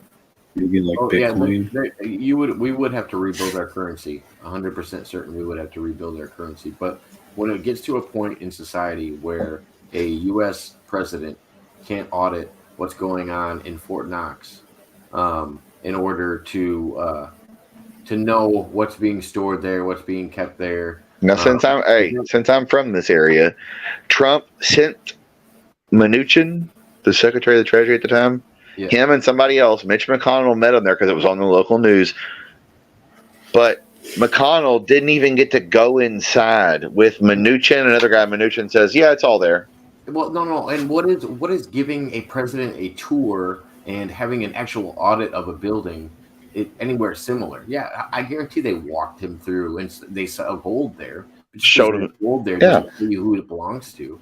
But my thing is like that shows you, like the way we were talking about before, the miscommunication in these alphabet agencies. Like if you have this many things where even the highest office can't know what's going on in their own country in certain facilities, where are we at? Like what information can be kept? We started this conversation with UFOs. If we can't even know what's going on with our own money, if a president can't know what's going on with their own money in their own country, like at what point do we go, oh yeah, Right, exactly. So that means the money don't mean shit. There ain't no gold. It's an illusion. There's no gold in Fort Knox. Oh, I'm not saying there's not gold, but there's not the amount they say there is. Yeah, I think we're watching other people's gold. Right. Which is a great place to store it. It's well protected. Well, here's my question. Are the aliens from the Zeta Reticuli here to get that gold? Yeah, because what do we have to do as a country, as a nation, as a world to protect ourselves to keep that gold from the Zeta Reticuli taking it for themselves? Well, I believe they won't take it. They're going to. Let me help you one more, Terry. Because we need to bow down to our original rulers, the Anunnaki. We are getting this. That's true. The Anunnaki did love gold. This gold needs to be ground up so that we can give it to our masters, the Anunnaki, so they can put it in their atmosphere. We can't let the Zeta Reticuli get it. That's true. We're created in their image. Well, y'all have fun doing that. Of the Anunnaki, and we need to be subservient. And y'all have fun doing that. I'm going to be on my property in the middle of nowhere, not being part of any of it. And the mantids will just, eat your head off, right? Well, yeah, they suck your brain out first, Terry, so you don't have to worry about it, Yeah. Okay. Well, we do the same thing. It's like Starship Troopers, right? God damn it. You guys out crazy, dude. Oh. No, but isn't that crazy that like Jacob, no, on all seriousness, Jacob was saying about the Anunnaki, they were obsessed with gold. There's other theories that other extraterrestrials, they're obsessed with mining the planet, and they're seen out west. The reason they're out west in New Mexico, Nevada, etc., is because that's where which makes sense. That's where the gold and silver was in high deposits. Well, that's how I originally asked the religious question, was because we have heard stories from like Zachariah Sitchin, and I mean Zachariah Sitchin I think has been kind of debunked over time. He does have an interesting story, and I do think he talks about the Sumerians in an interesting way.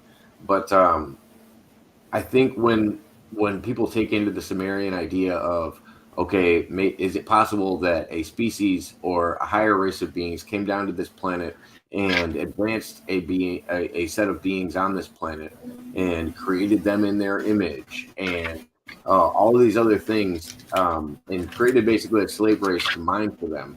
Is it possible that we evolved to a more advanced state where we are at now, and we would think of those people as gods? Like we would say, oh, our gods created us in their image. We were put here by them. We were made from clay, and like that's exactly what the Sumerian text and some people's clay, just like God's words. And this is an older text than God's words. Think of the properties of gold and what you can actually do with gold. It conducts electricity. So what is electricity? Well, electricity is magic. Have a good evening, Mud Rabbit. Now, also with the whole idea of gold and the Anunnaki or whatever, as far as conquering, no, there are gods. When the Pilgrims came over, didn't the natives here think of them as they were gods because they had never seen anything like this before? Well, depending on your Native Americans, some Native Americans thought their gods came from underground.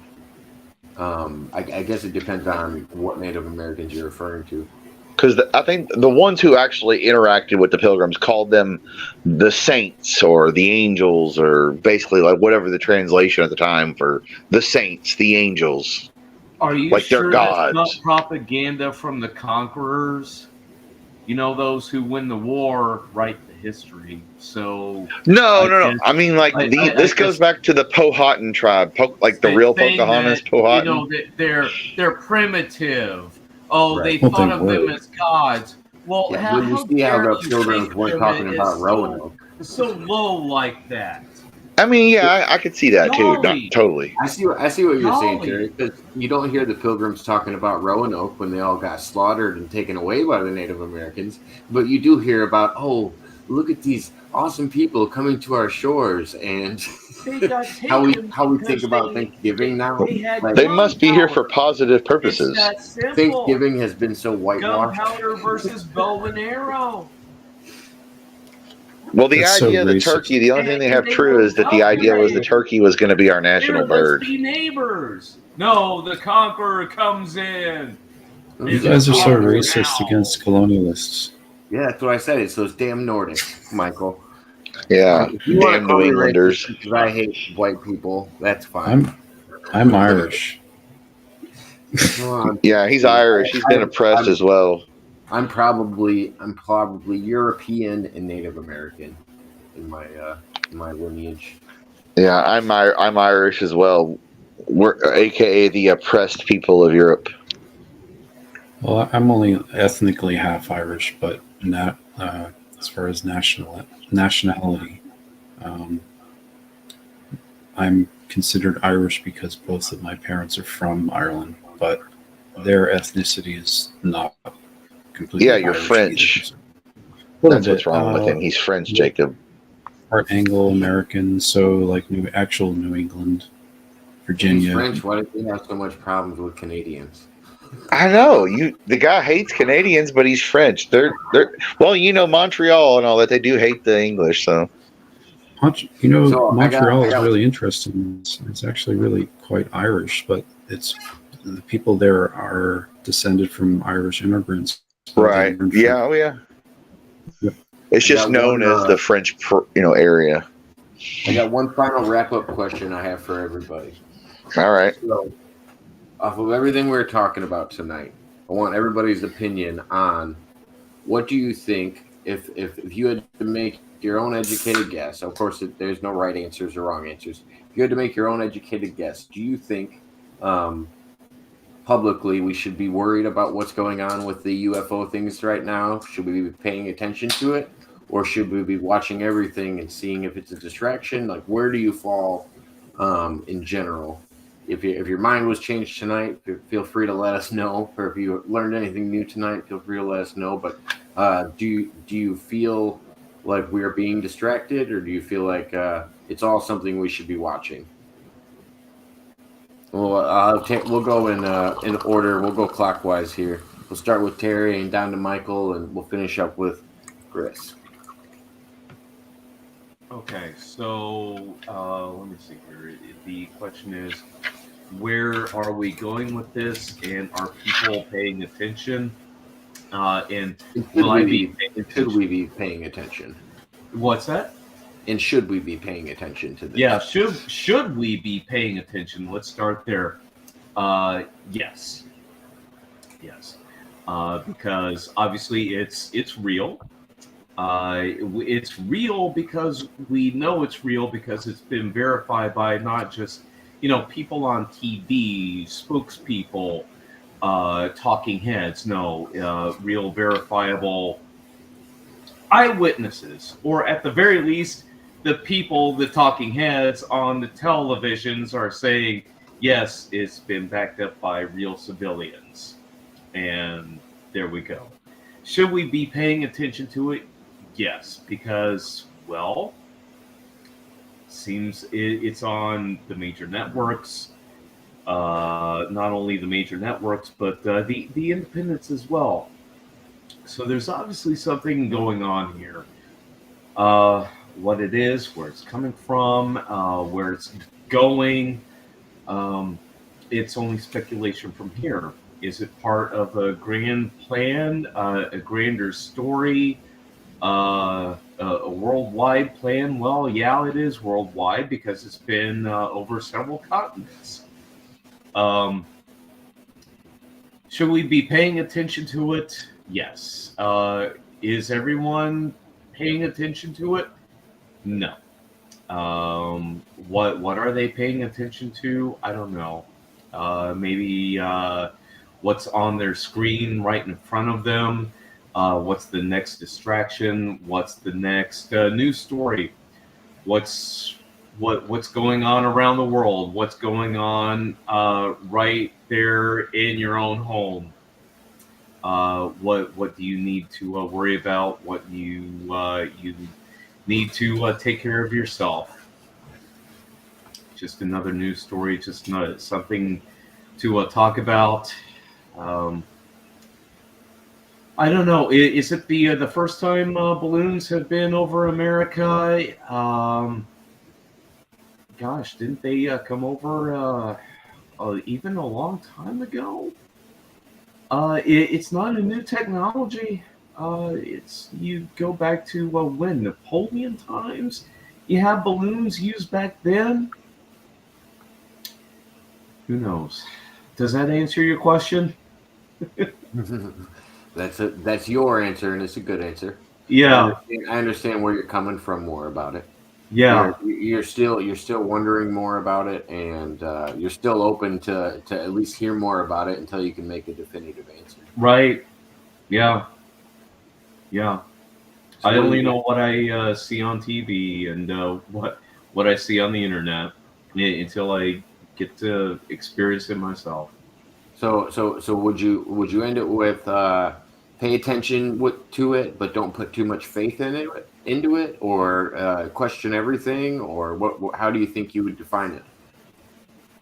Definitely see where it goes. I mean, you take your smartphone, for example, and try to show that to someone even just 15 years ago, and they would think that it's alien technology.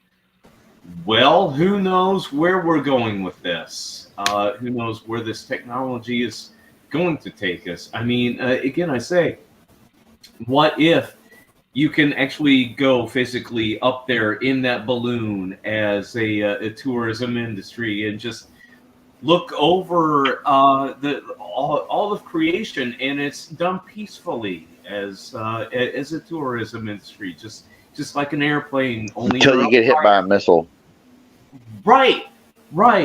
So you really do have to wonder, was it shot down? Because hey, that test is done. It's over.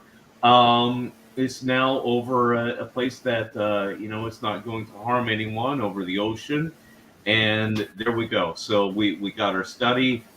Now we can go build these big dirigibles or blimps or balloons or whatever, and start putting people up in there. We found out they could control the speed or the direction. I believe that was somewhat confirmed. Was it or wasn't it? I'd like to know that, because if Never heard that was. confirmed, I would say, yeah, why not? Tourism industry. If you shoot a missile, if you shoot a missile at something, it'll give you airspeed, nautical position, GPS, locked on target data. I know that for sure, Right. just from prior naval knowledge. Well, if Yeah. Bluebeam is really looking at, or whatever the current form of Bluebeam is really looking into these things flying overhead, no matter what their classification may be. I would hope they'd have a good analysis of something before they just shot it down over people's heads or wasted a large amount of military money to shoot something down. I mean, you're obviously talking about international flights on a totally different scale now. Yeah. And wouldn't you call other countries through diplomatic lines and go, look, is this your all's balloon? Because we're going to shoot it down. But if it's yours, we won't. Yeah. I mean, Greta Thunberg's you take a listen to this. Take a listen to this. We know that these things were the size of multiple buses. So how many people can you fit on that when they're up there? So you're not only talking one size of one airplane. You're now talking several sizes of several airplanes, all in one thing. So how many people could that fit? So yeah. So what do you got for us, Michael? What do you think? You think we're paying too much attention to these things? Do you think it's something we should worry about? Where do you think we go from here? We just pay more attention to it, or? I don't think there's anything to worry about.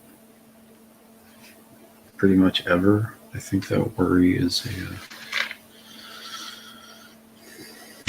unnecessary when it comes to anything, frankly. But I think it's definitely an interesting subject, and I think that we will know more about it in time, and it's got nothing to do with political parties or governments or any of that stuff. It has to do with something much superior, far superior to any of that stuff, and it will take time for the truth of it to come out, and I think that has to do a lot with humanity itself and the condition that humanity finds itself in.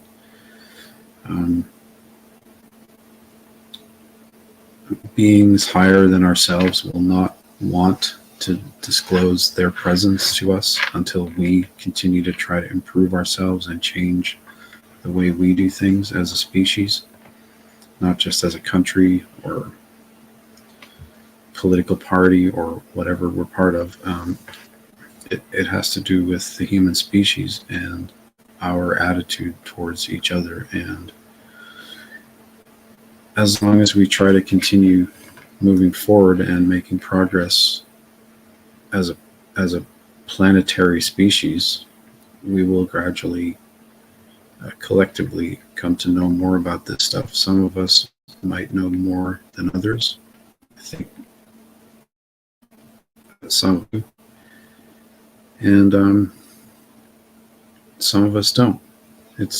But eventually we'll all have about the same amount of knowledge of this stuff, I think. And some of us have been probably privy to a great deal of it, and it's the responsibility of those people, whoever you are, to try to help the rest of us come along further as far as learning. And that's really what it's about, is about learning and growing. That's Michael, what do you think it'll take to get society to have this mass conclusion about kind of what's going on, and what will it take to get the public to that point where we're not all at different levels about what we believe, and it's not all puzzle pieces everywhere? What is it going to take to get society to understand it more? Is it just people looking into it more and sharing the info, or is it something big needs to happen?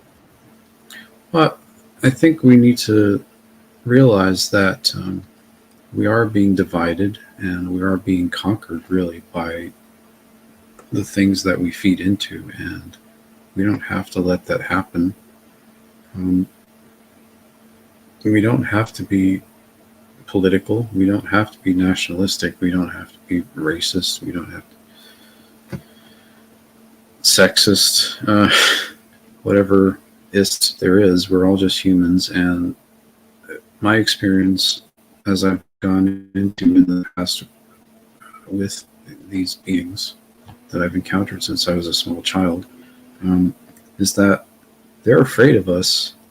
Humans are scary, and they don't necessarily want to make themselves known to us because, we're terrifying to them, most of us. Some of us aren't, and those are the ones that they tend to find and start the gradual disclosure of their existence to. So basically, the human race is just a bunch of rats, and we're a disease or a plague upon the rest of the galaxy. Well, no, I mean, we have Not necessarily, no.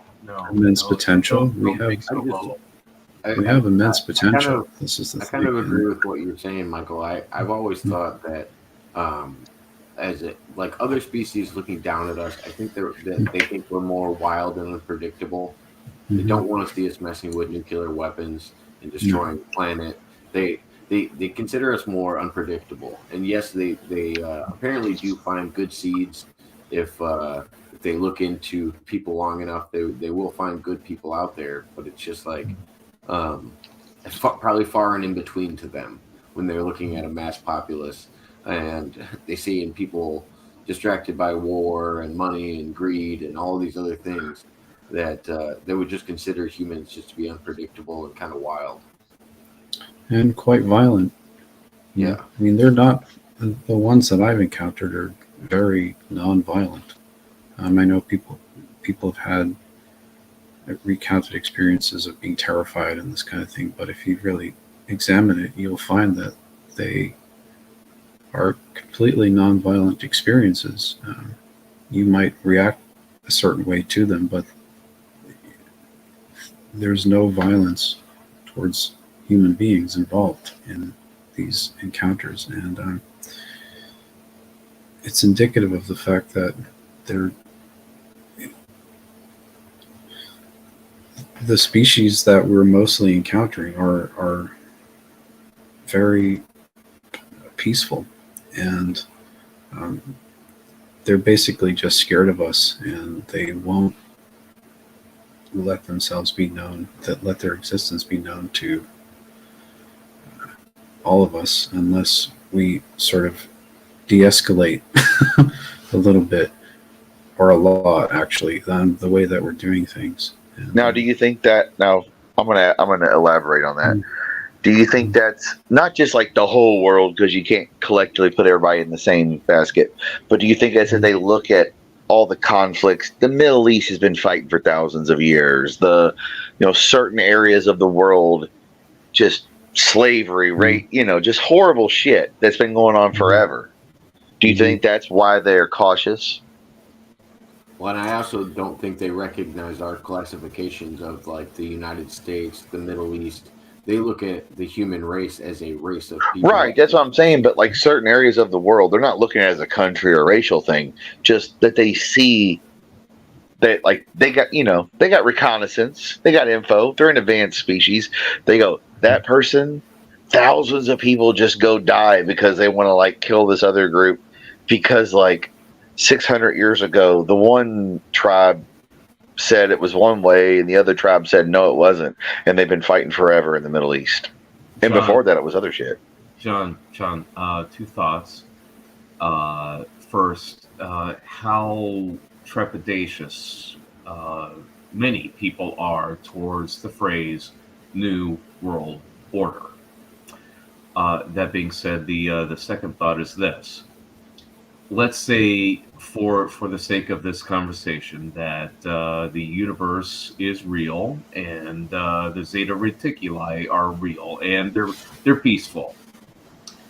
How can you connect the universe before you connect the world?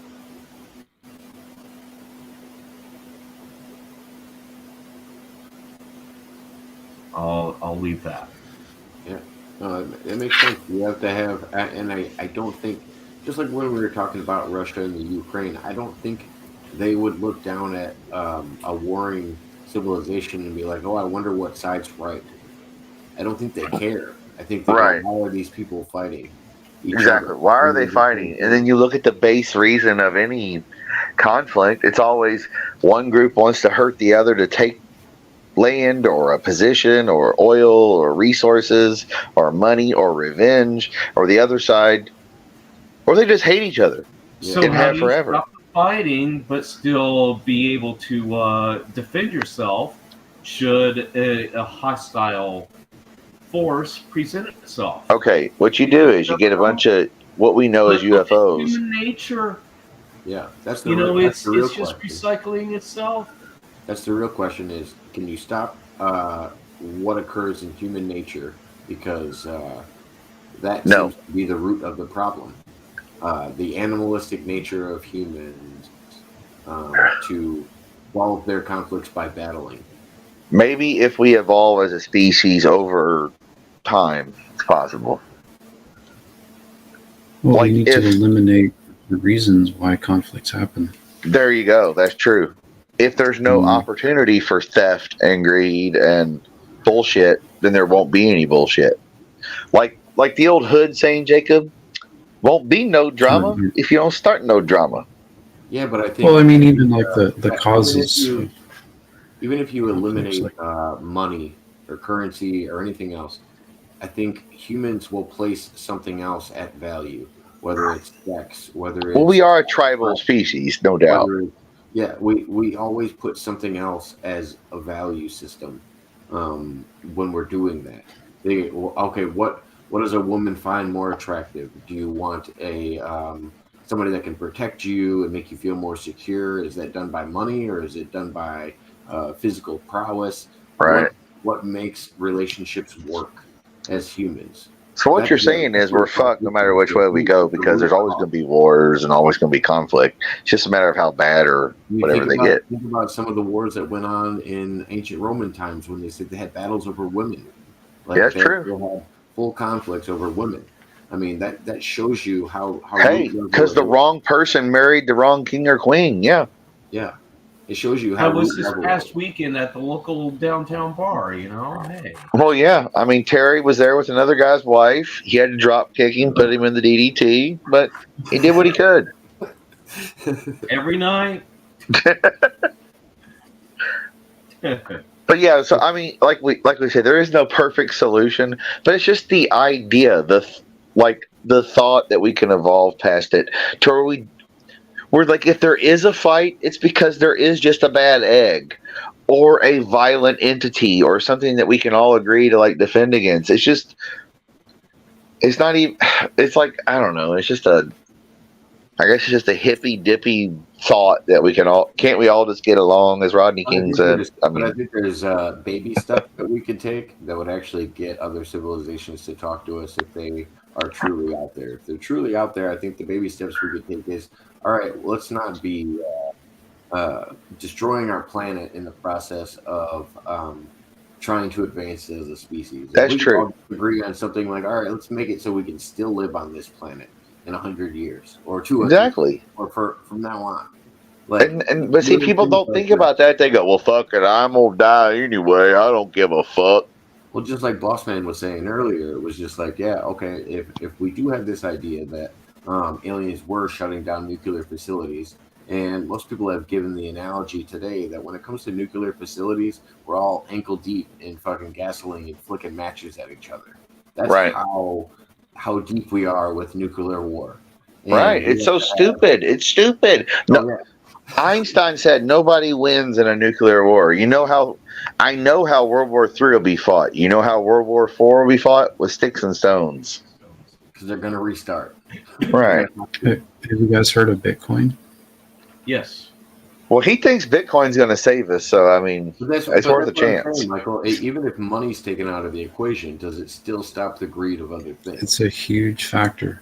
Well, yeah, and that's what I'm saying. If you get rid of the greed, that eliminates, let's just say 80% as a conservative effort. Not even kind of. So then you have to get rid of borders. Then no, not borders. You just get rid of the idea that me and you don't have to worry. Your kid won't have to worry about not having a meal ever. They won't have to worry about not having power, water, clean air, whatever, ever. Because every civilization has a person of power in their civilization, and that alone is considered a status symbol. If you are the leader of a country, that would be a status symbol. Now, if you are hold the on. leader of anything. Now, what if it was like the way George Washington and those guys wanted it to be, where it was now, it never happened, of course, because power corrupts. But what the idea back in the day was that, like, okay, us four, we're going to run we all live in Jacobstown. We're all going to run Jacobstown as the deciding committee for like 2 or 4 years. Every 2 or 4 years, there'd be 4 different people rotated in and out. Nobody could ever be a career politician. You could never get it again. It was just a rotation of people. So there would always be a balance for the common good. But that never happened. That works for 2 of the 3 branches out of our judicial system, and our branches of government, not just our judicial system. Well, yeah, exactly. Mitch McConnell has been a senator since I've been in grade school. With as many people as there are on this planet now, why do we have so very few representatives? It's absolutely ridiculous. Amen. Absolutely ridiculous. And why do we have 6 companies that control all the TV, radio, internet, etc.? And those 6 companies have subsidiaries who control all the corporate restaurants, all the gas stations, all of the medical, all the pharma, all of the blah blah blah, the blah blah blah, and the blah, your clothes, your shoes, everything. Water or any of these other companies, like going back to the NWO, it's like when you think of these powers that just overrun everything, I think Putin's a great example of somebody who will take some time off just so he can be ruler again. He'll put somebody else in place while he's off, and then come back and be ruler again. Then take the allotted time off, and then he'll come back and be ruler again. Like that's yes, I pretend to go away sometime, my friend. Of people just exploiting that office, like. Humans are corrupt by nature. I couldn't imagine everybody taking a step back and not wanting to be in power in any way, shape, or form, or being in charge of decisions. Jacob, you do it like jury duty. People they'd be like, fuck, I don't want to be on deciding government. People are going to care what I think. So everybody would have to do the right thing because nobody wants to do jury duty unless you work for a company that pays you your regular money. And you're like, well, fuck, I'll get out of work and just go down there and fuck around. No, you just gave me a prime example of human characteristics. So then there you go. That's what I'm saying, though. Treat it like jury duty to where people would have to care because they would be scrutinized. You don't want to treat it. You don't want to. This is why. Hold on 1 second. This is why you don't want to treat it like jury duty, Chris, is because you'll have somebody step up and say, hey, you guys don't want to do it. Well, I'm going to step in this position and I'm going to do it for you. So you guys don't have to go serve. Yeah, I get that, but you're only going to be there for a short time, so you can't really change shit in the long run. Not like 30 and 40-year politicians. If you can convince society to not want to do jury duty anymore, they'll eventually change their vote and say, hey, I'd rather have somebody else serve for me. In your thought, them make decisions. I have a question as well. In your thought form, is a jury foreman still elected? And if so, how? I mean, I guess you could, and I'm not going to. They have, you know. I'm not going to go. I'm not going to go the old 2 wolves and a sheep deciding what's for dinner, known as democracy. I'm not going to do that. I'm not going to do majority rule. So there would have to be balance. I'm just saying the idea. I'm not saying it's exactly like jury duty, but the idea of random people, random citizens are voted in, and they are scrutinized. So if you get paid off by Nike or BP, people are going to know because your life is going to be scrutinized. Sorry, it's the way it is. It's the only way you can keep people honest. It's like jury duty for politics. I mean, other than that, how can you get rid of corruption? Because you don't know what people are doing. You have to take them on their word.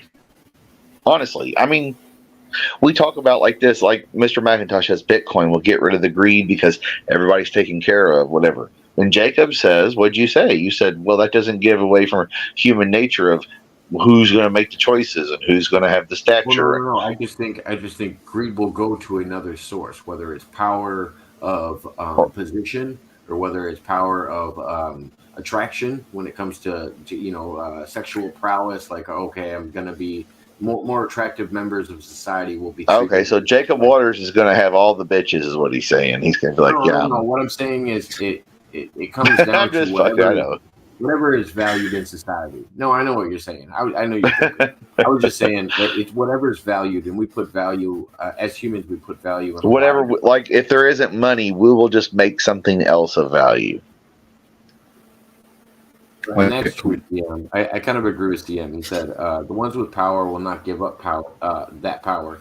I do think it'll take a long period of time to do it, and that's why they will die off or they will be taken out. That's why I said a baby step in society is just being like, all right, maybe we don't all have to agree with each other, but let's start with, okay, let's not destroy the planet we're on.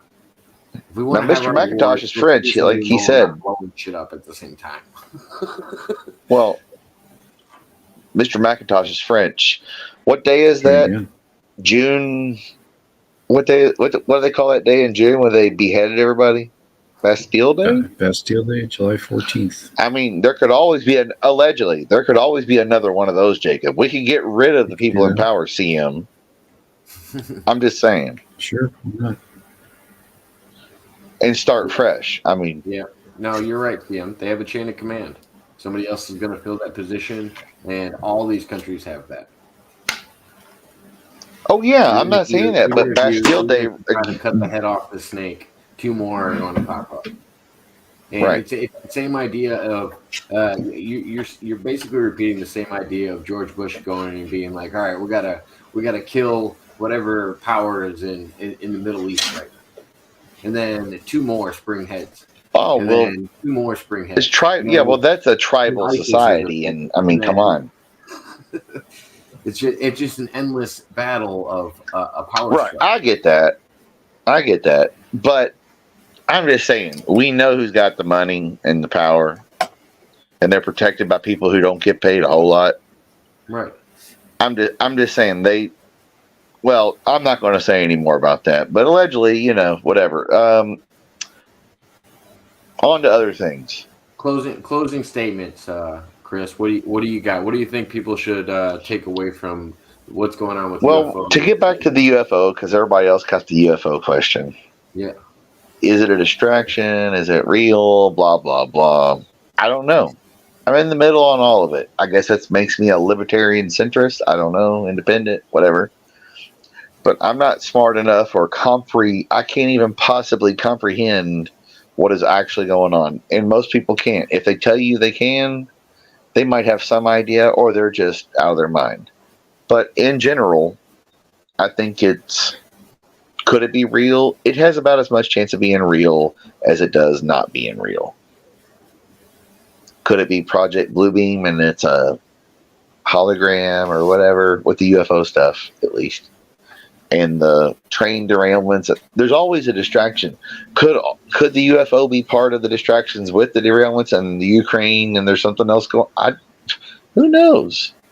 It's just I'm just kind of like dumbfounded. Honestly, it's just I don't believe strongly in either thing.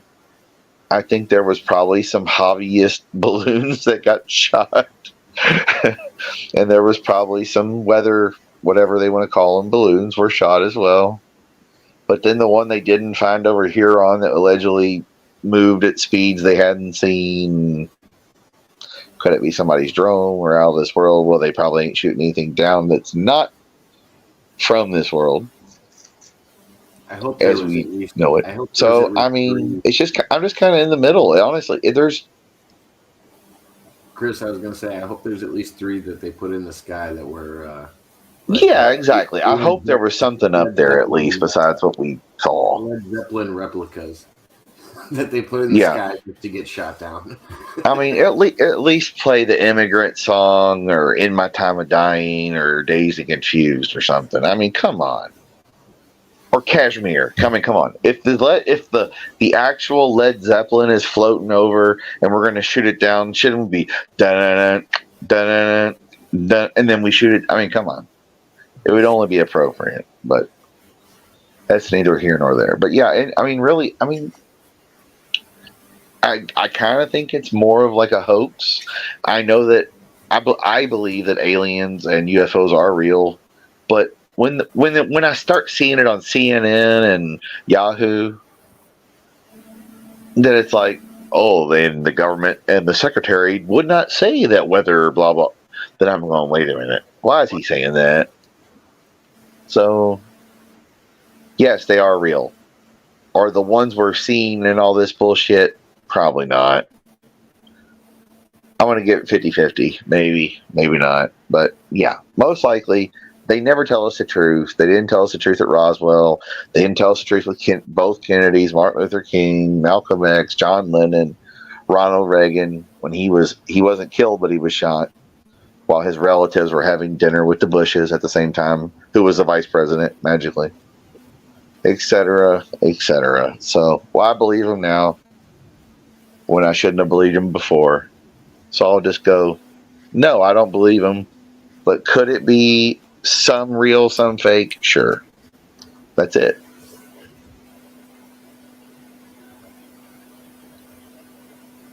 Jacob? I think that's a fair assessment. I think that's a pretty fair assessment. I mean, I think that's where most people fall. I I personally think that there's a level of distraction that's going on, and I think what we've recently seen in politics, I think, is a good thing. I think we should question what we're watching in media. I think Oh, we and should. before I forget, Jacob, remember they gave the Indians smallpox. They gave the Tuskegee Black Airmen what 70 years ago, 75 years ago. Or the Tuskegee experiments. They gave them syphilis, not the airmen, my bad. But they gave black people syphilis. They gave Indians smallpox blankets. They MK Ultra. They gave Whitey Bulger, Charles Manson, the Unabomber, et cetera. Mass doses of hallucinogens while fucking Ted Kaczynski, the Unabomber, was a professor at Michigan and when he was a student at Harvard. And then he all of a sudden flips out.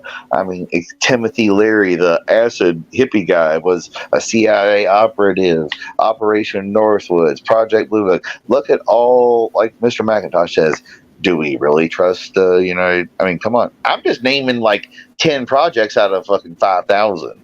So I gotta jump in on one of those. I liked all of the later ones, but the first one you opened up with is the one that I would disagree with. What? I don't think we intentionally gave smallpox to the Indians. I think we were dumb and didn't understand the transfer of virus. I guess. Okay, that one. Yeah. Okay. I don't give the Pilgrims that much fucking credit that they understand how. No, not the Pilgrims. I'm talking like the Indians later on. I don't think anybody Trail of Tears in the beginning of the U.S. was that advanced where they knew how to give out viruses. Okay, I mean, but okay, yeah, I get okay. All of the other the Tuskegee experiment stuff like that. That was fun. Yeah, MK Ultra. Okay, another one. And then they wonder why some people in society are more hesitant to take government mandated treatments. Like if it's government, like prior to anything going on recently with like a recent virus going around or illness going around or pandemic, prior to that there was a big uprise in anti-vaxxers, and they were talking about their kids and stuff like that on the internet. Yeah, Jenny McCarthy was one of them. I'm a natural person. I don't want to vaccinate my kid against polio and a lot of the vaccines that we've had for a long time. And it's this stemming distrust that's been seeded in media, the government, and the cover-ups behind it that we don't want to acknowledge. It's very rare when you get somebody like Bill Clinton or somebody else to even publicly acknowledge these things. Like, consider how much horrible shit must have been going on for Bill Clinton to be like, oh, I can talk about this. And I can tell people about this. Yeah, Roswell. If they did get aliens, they didn't tell me. Well, it did. I mean, yeah, like the joking side of it. But when he came out publicly about MK Ultra, and he apologized to the victims involved, just think about how much other severe things were going on. If he was exactly what was going on while he was doing that, today we're doing that was worse or something they wanted to hide. Exactly. That was their softball pitch to the public. Yeah, just like the Kennedy declassification, even though they didn't really declassify anything that mattered. Yeah, and if you think about the way that this George Bush's name being on there for one, been going on for the last 4 years, I think the last 4 years is when this UFO thing's been going on, and it is a trickle release. Yeah, well, 2017 is when the tic-tac-toe thing happened, and then 19, I think, is when it all, like, okay, here's what happened. We don't know. And is it weird that the public story we were talking about these people earlier? We were talking about Bill Maher, we were talking about Jon Stewart, and we were talking about Joe Rogan. Is it weird that the Tic Tac story became relevant when Joe Rogan had that? He's got the biggest podcast in the world, and he had the guy who was a former Navy and a blah blah blah. He was on History Channel. Is he the disinformation guy? Really? Yeah. Did he have him on for that purpose so that we would watch? I don't think Joe would intentionally. Personally, I don't think Joe. I don't. It doesn't mean I think somebody is corrupt. No. I wonder why the person was put. I think Joe has an interest in those things. Joe just wants to have people on and smoke weed and listen like you and I do. No. I do think Joe's interested in Bigfoot. He's interested in he's had so many encounters with people in these fields that sometimes. Hey, he was the first celebrity to really talk about Alex Jones, honestly, besides Richard Linklater, the creator of Dazed and Confused and School of Rock and stuff. What we're saying about Joe Rogan is the same thing that's happened to Alex Jones. They go, okay, how much merit do we give this guy? Okay, none of it. None of them. It's just an opinion. It's like me or you. What if they have a track record of getting things right? Like, we're in a world. Well, that just means you listen to him a little more. Obviously, I'm gonna listen to Einstein a little more than Jake Hudson. Well, we're in a strange time where the word conspiracy has evolved in front of us. Where it has. Not everything that we consider a conspiracy is necessarily not true. When me and Mr. McIntosh were growing up, because I'm about his age, not far off, conspiracy was like Bigfoot, Loch Ness Monster, up next on Unsolved Mysteries, or Leonard Nimoy's In Search Of. That was conspiracy. There was very few government this or that. It was all ghost, Bigfoot, Alcatraz escape, Kennedy assassination was about the most governmental thing you had. That didn't happen until the internet got huge. It doesn't even have to be all government things if you're thinking about our government acknowledging their interest in UFOs. Right, I mean, UFOs are part of it, yes. In time travel projects, or their involvement in, it just depends. Unsolved Mysteries did cover the jumper program where you jump off the building, yeah. Yeah, I mean, it's very strange. Jump off what building? I don't know that one. The jumper program, the one where you go to the top of the building and you don't actually jump off a building. Well, I know, but that's just the way they described it in the show. You know what I mean? It's reenactment. Yeah. So, how I've always actually heard the jump room program described is that they actually go. There's only a few places actually where people actually describe specific addresses where you can go to go into a jump room. Right. Well, it was like an office building in Los Angeles or something, right? El Segundo. Yeah. El Segundo, California. Yeah. I'm just saying, that was the one on Unsolved Mysteries. Whoever wrote the book initially about it, I'm sure was the one who, maybe who knows if it's real? Unsolved Mystery, the Brown County Lights and shit, all that kind of crazy shit. Ripley, believe it or not. Yeah, right. Leonard Nimoy In Search Of was before that, and they showed the Patterson Gimlin, Bigfoot footage, and D.B. Cooper. Was his name Dan overall or not? On tonight, Art Bell's Coast. Well, that too, yeah. Art Bell. I hated that about the D.B. Cooper thing is it actually had nothing to do with his name. It wasn't even like what. No, it was a comic book character. He just used that name. Yeah, it had nothing to do with what was on his log. It was, I think, what they found on his briefcase.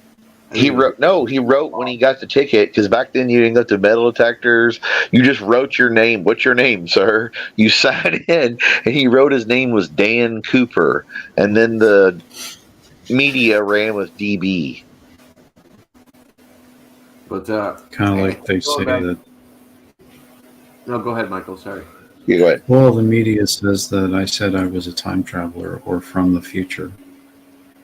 Well, that's because it gets headlines. Man from future says he met Obama on Mars. Dude, I heard about you before I met Jacob. We're talking years ago. Whatever year you came out with that shit, I heard about it.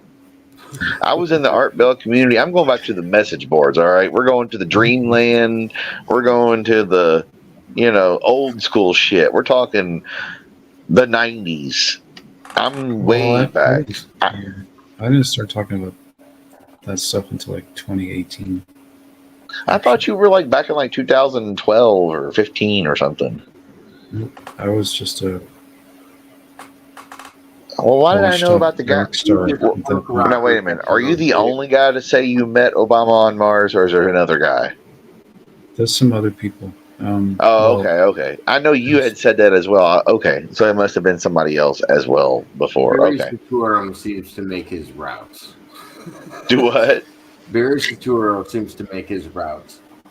Yeah. Nobody ever Yeah. said Well, yeah, I heard that name in 2008. Yeah. Yeah. Anybody that says Barry they went gets to Mars with Obama is lying.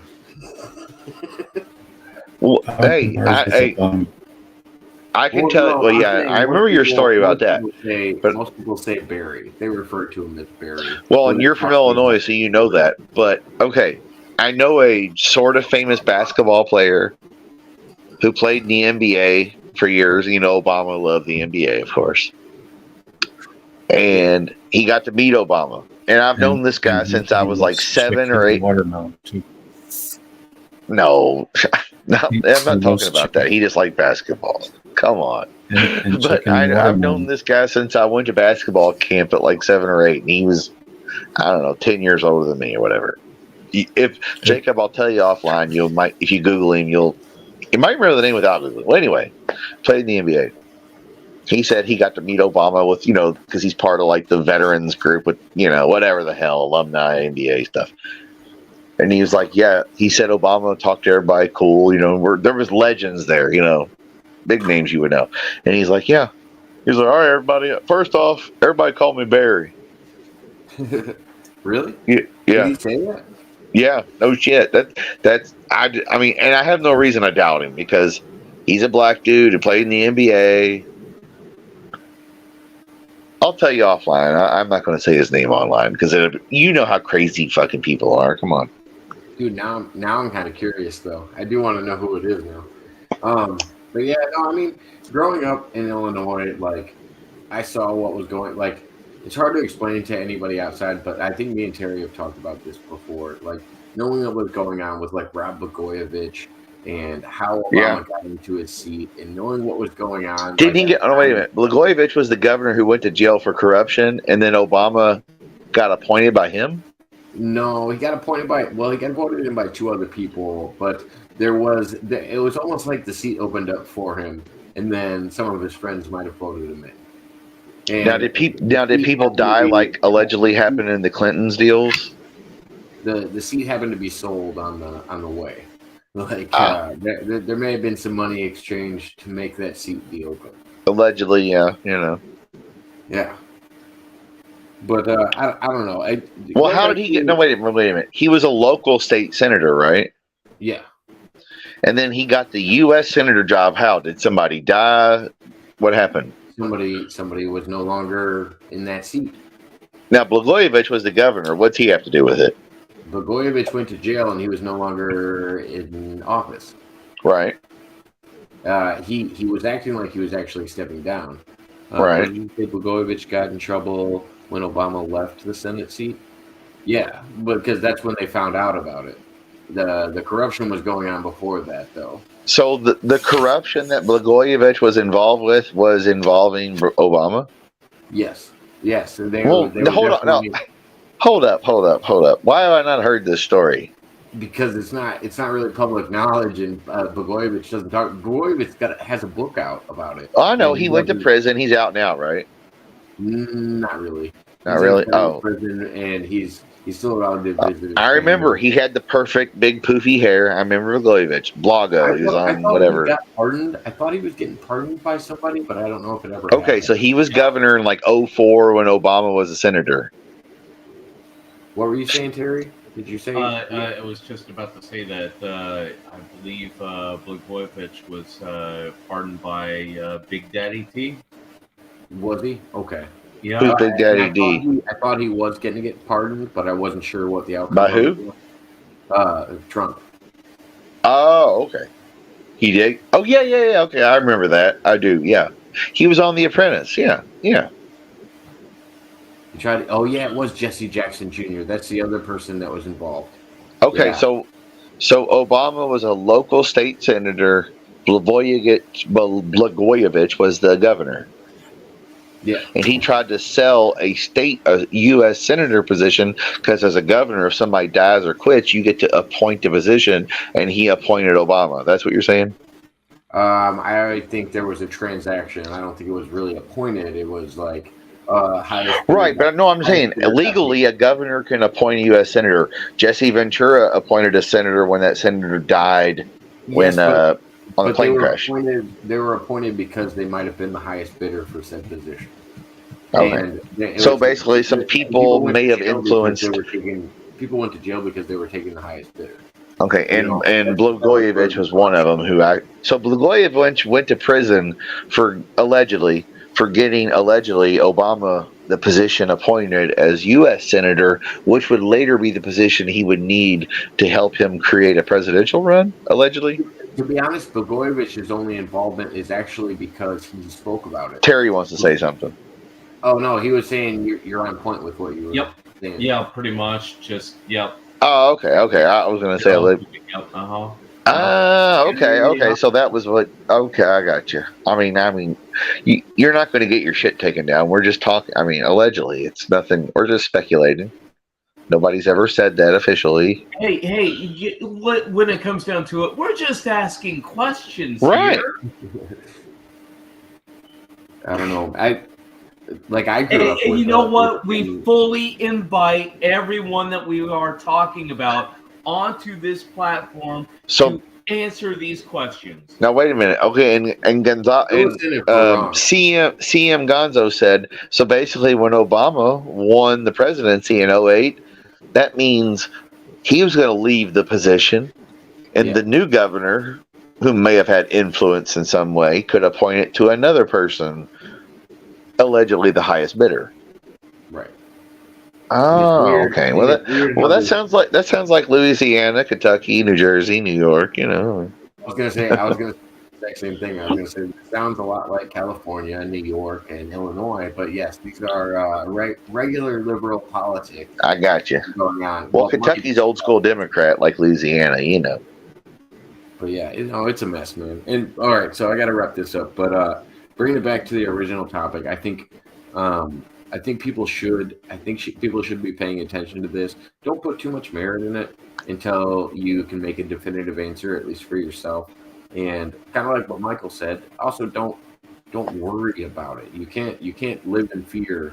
Don't worry about shit you can't control. A lot of these media places want is you to live in fear about, oh, what's going to happen next? Are we going to get attacked? Because if it happens to be a psyops, they probably do want you to think you're under attack and that Big Daddy government is going to protect you. That's probably the first thing they want you to think is our big bad military is going to be able to defend you against an advanced race of beings that actually flew to this planet. Yeah, you would think they'd be like, "Bitch, we got this." Right. When in reality, we should be able to recognize if you do. Motherfucker, have you seen the AEM Sidewinder railgun we created, motherfucker? DARPA made that motherfucker bad. Right. Look how we shot down this balloon. We can handle them. Exactly. Yeah. I mean, personally, I do not represent those reviews, and I'll be hiding out my compound that I just recently purchased about 2.5 hours from any civilization. Thank you, fuck you, goodbye. But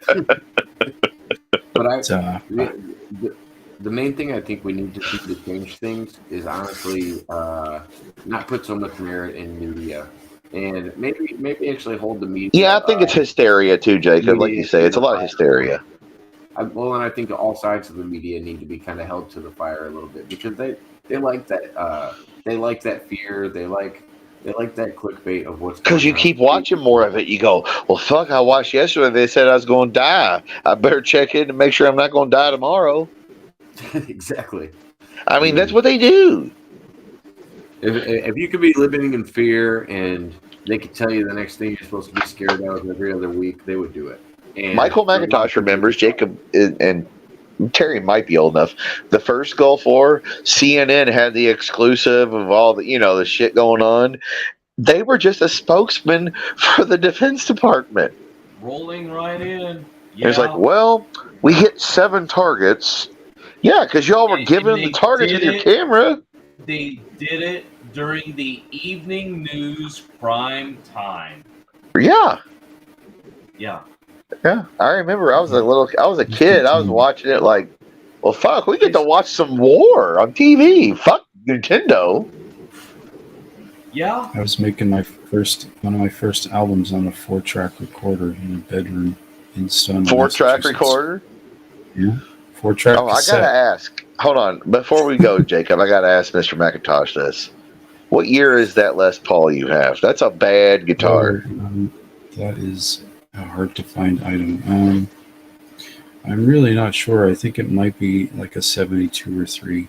So Okay, I was gonna say like 68 to 73 or 4 ish. Yeah, somewhere around there. It was probably made for like Paul McCartney or somebody. Hey, that's a bad motherfucking guitar. Your guitar is nice. That's why I told Jacob. I was like, dude. I was like, his guitar is like, yeah. Dude, that's one of his guitars. And so I've had so many people reach out to me and say one of the best podcasts we ever did was when it was me and Michael, and we decided before the podcast, like it was just kind of random. We decided before the podcast we're only going to talk about music this whole time. And we talked about music for like 3 hours, and that's when you pulled out the Les Paul and we're playing riffs for us, and it was a good show. Now, Jacob, I got to ask this as well. Don't hate me, Jacob. I'm about to. Where are we going? Is Michael going to use certain recordings he may have got from another channel on an album or a song, like he said? That was a joke I made that I told everybody about that was involved, and I don't have that anymore. I'm no longer associating with just basically everybody involved with that, because everybody's taking things like I get allegations put against me on a regular basis, and it's just I just thought it was funny personally, but I did. I thought it was a funny joke, and Michael, once he understood the joke, thought it was a funny joke. The other 2 people involved thought it was a funny joke when I told them about it, and then all of a sudden 3 weeks later everybody was up in arms like they didn't know what happened. I literally tell everybody about everything I'm about to do, and because if you guys would have seen Michael's original response when I shared him that recording, it was, "Can you give me a warning before you send me something like that?" Michael's I thought it was a funny joke when you said he was going to put her on a song. Well, and I said that before in the other person's chat. I was like, I just thought it was going to be funny. I mean, I don't hold any ill will either way, or either person. I just thought it was funny at the time. I thought it was just like, oh my God, that'd be funny if you hear somebody's voice on a song as the intro or whatever. Yeah, I don't know. I didn't create the video. I just shared it. I apologize to all the parties involved, and I apologize if I offended anybody. That's about all I can do. I apologize that my jokes didn't get across. I will no longer make jokes about those people or the people involved. I have no reason to talk about them or promote their work or anything else. I'm throwing my hands up and showing you how little I care. If I somehow inadvertently offended anybody either, suck it up. You didn't. I don't care. Did, Michael. You got caught in the middle of my joke. you literally got caught in the middle of my joke, and I apologize that nobody. I thought it was real, but then I thought, no, it's just a joke. He's just playing. I don't care if I offended people. You didn't offend anybody. I offended anybody. I don't care. Suck it up. Stop being a bitch. Yeah, Granny. Quit being a bitch, Granny. All right. Well, I appreciate it, guys. Thank you. I had fun tonight. It was a good show. And, good show. Thank you everybody tuning in. And, we'll do it again sometime. Oh yeah, we gotta get a new topic. The UFO one, man, it frustrates me because I do feel like we've had this trickle exposure when it comes to flying saucers, UFOs, UAPs, whatever you want to call them, for the longest time, and now all of a sudden there's this mega dump, and I'm just like, all right, what? Come on, why where are we now? going with this? But hey, what about this one? What about variations of programs? Which ones do you think were implicated or not? Montauk, Ultra, Blue Book, etc. Which ones do you think are real? Which ones do you think aren't real? Not that they're not. Some aspects aren't real. As a next topic. Oh yeah, government projects will be the next topic. Government projects, yeah. No. That'd be a good one. I've got a because I mean Terry can surely give us 2 hours on that. I can neither confirm nor deny that. Right. I'm just merely asking questions here, is all. And once again, we bow to the YouTube and CIA. Is Project and FBI Superman overlord. real on the next Jacob Waters show? Clark Kent is not real. Superman is. Is Palestine real? I don't know. Is it? Allegedly, is it? Is real. It used to be a country. I heard one time. Whether they actually get the treatment as a country, they're not recognized by the UN, are they? You know when they dump that chemical stuff I in? couldn't hear what you were saying. Maybe I'll just ask the next question. I'll just ask the next question. Yeah. Jacob, why is she with you? Palestine, Ohio. Yeah. Well, there's that one as well. Yeah. Isn't it funny how the name corresponds, doesn't it? Some guy was radioing somebody else and saying, "Wrong Palestine, wrong Palestine." True. And that is a fair point he brings up, Jacob. Isn't it funny how the name of the town in Ohio is where it happened? A place they don't exist according to certain governments and United Nations over, they're not a real country, but are they? But then they used the name of the town where this train derailed was the same name.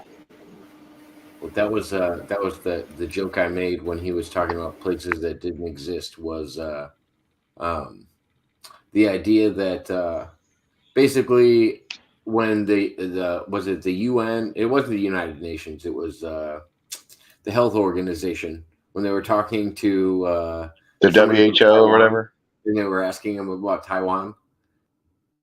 And all of a sudden, he acted like he couldn't hear the question, and he was gone. And it was just like, oh yeah, that's the joke.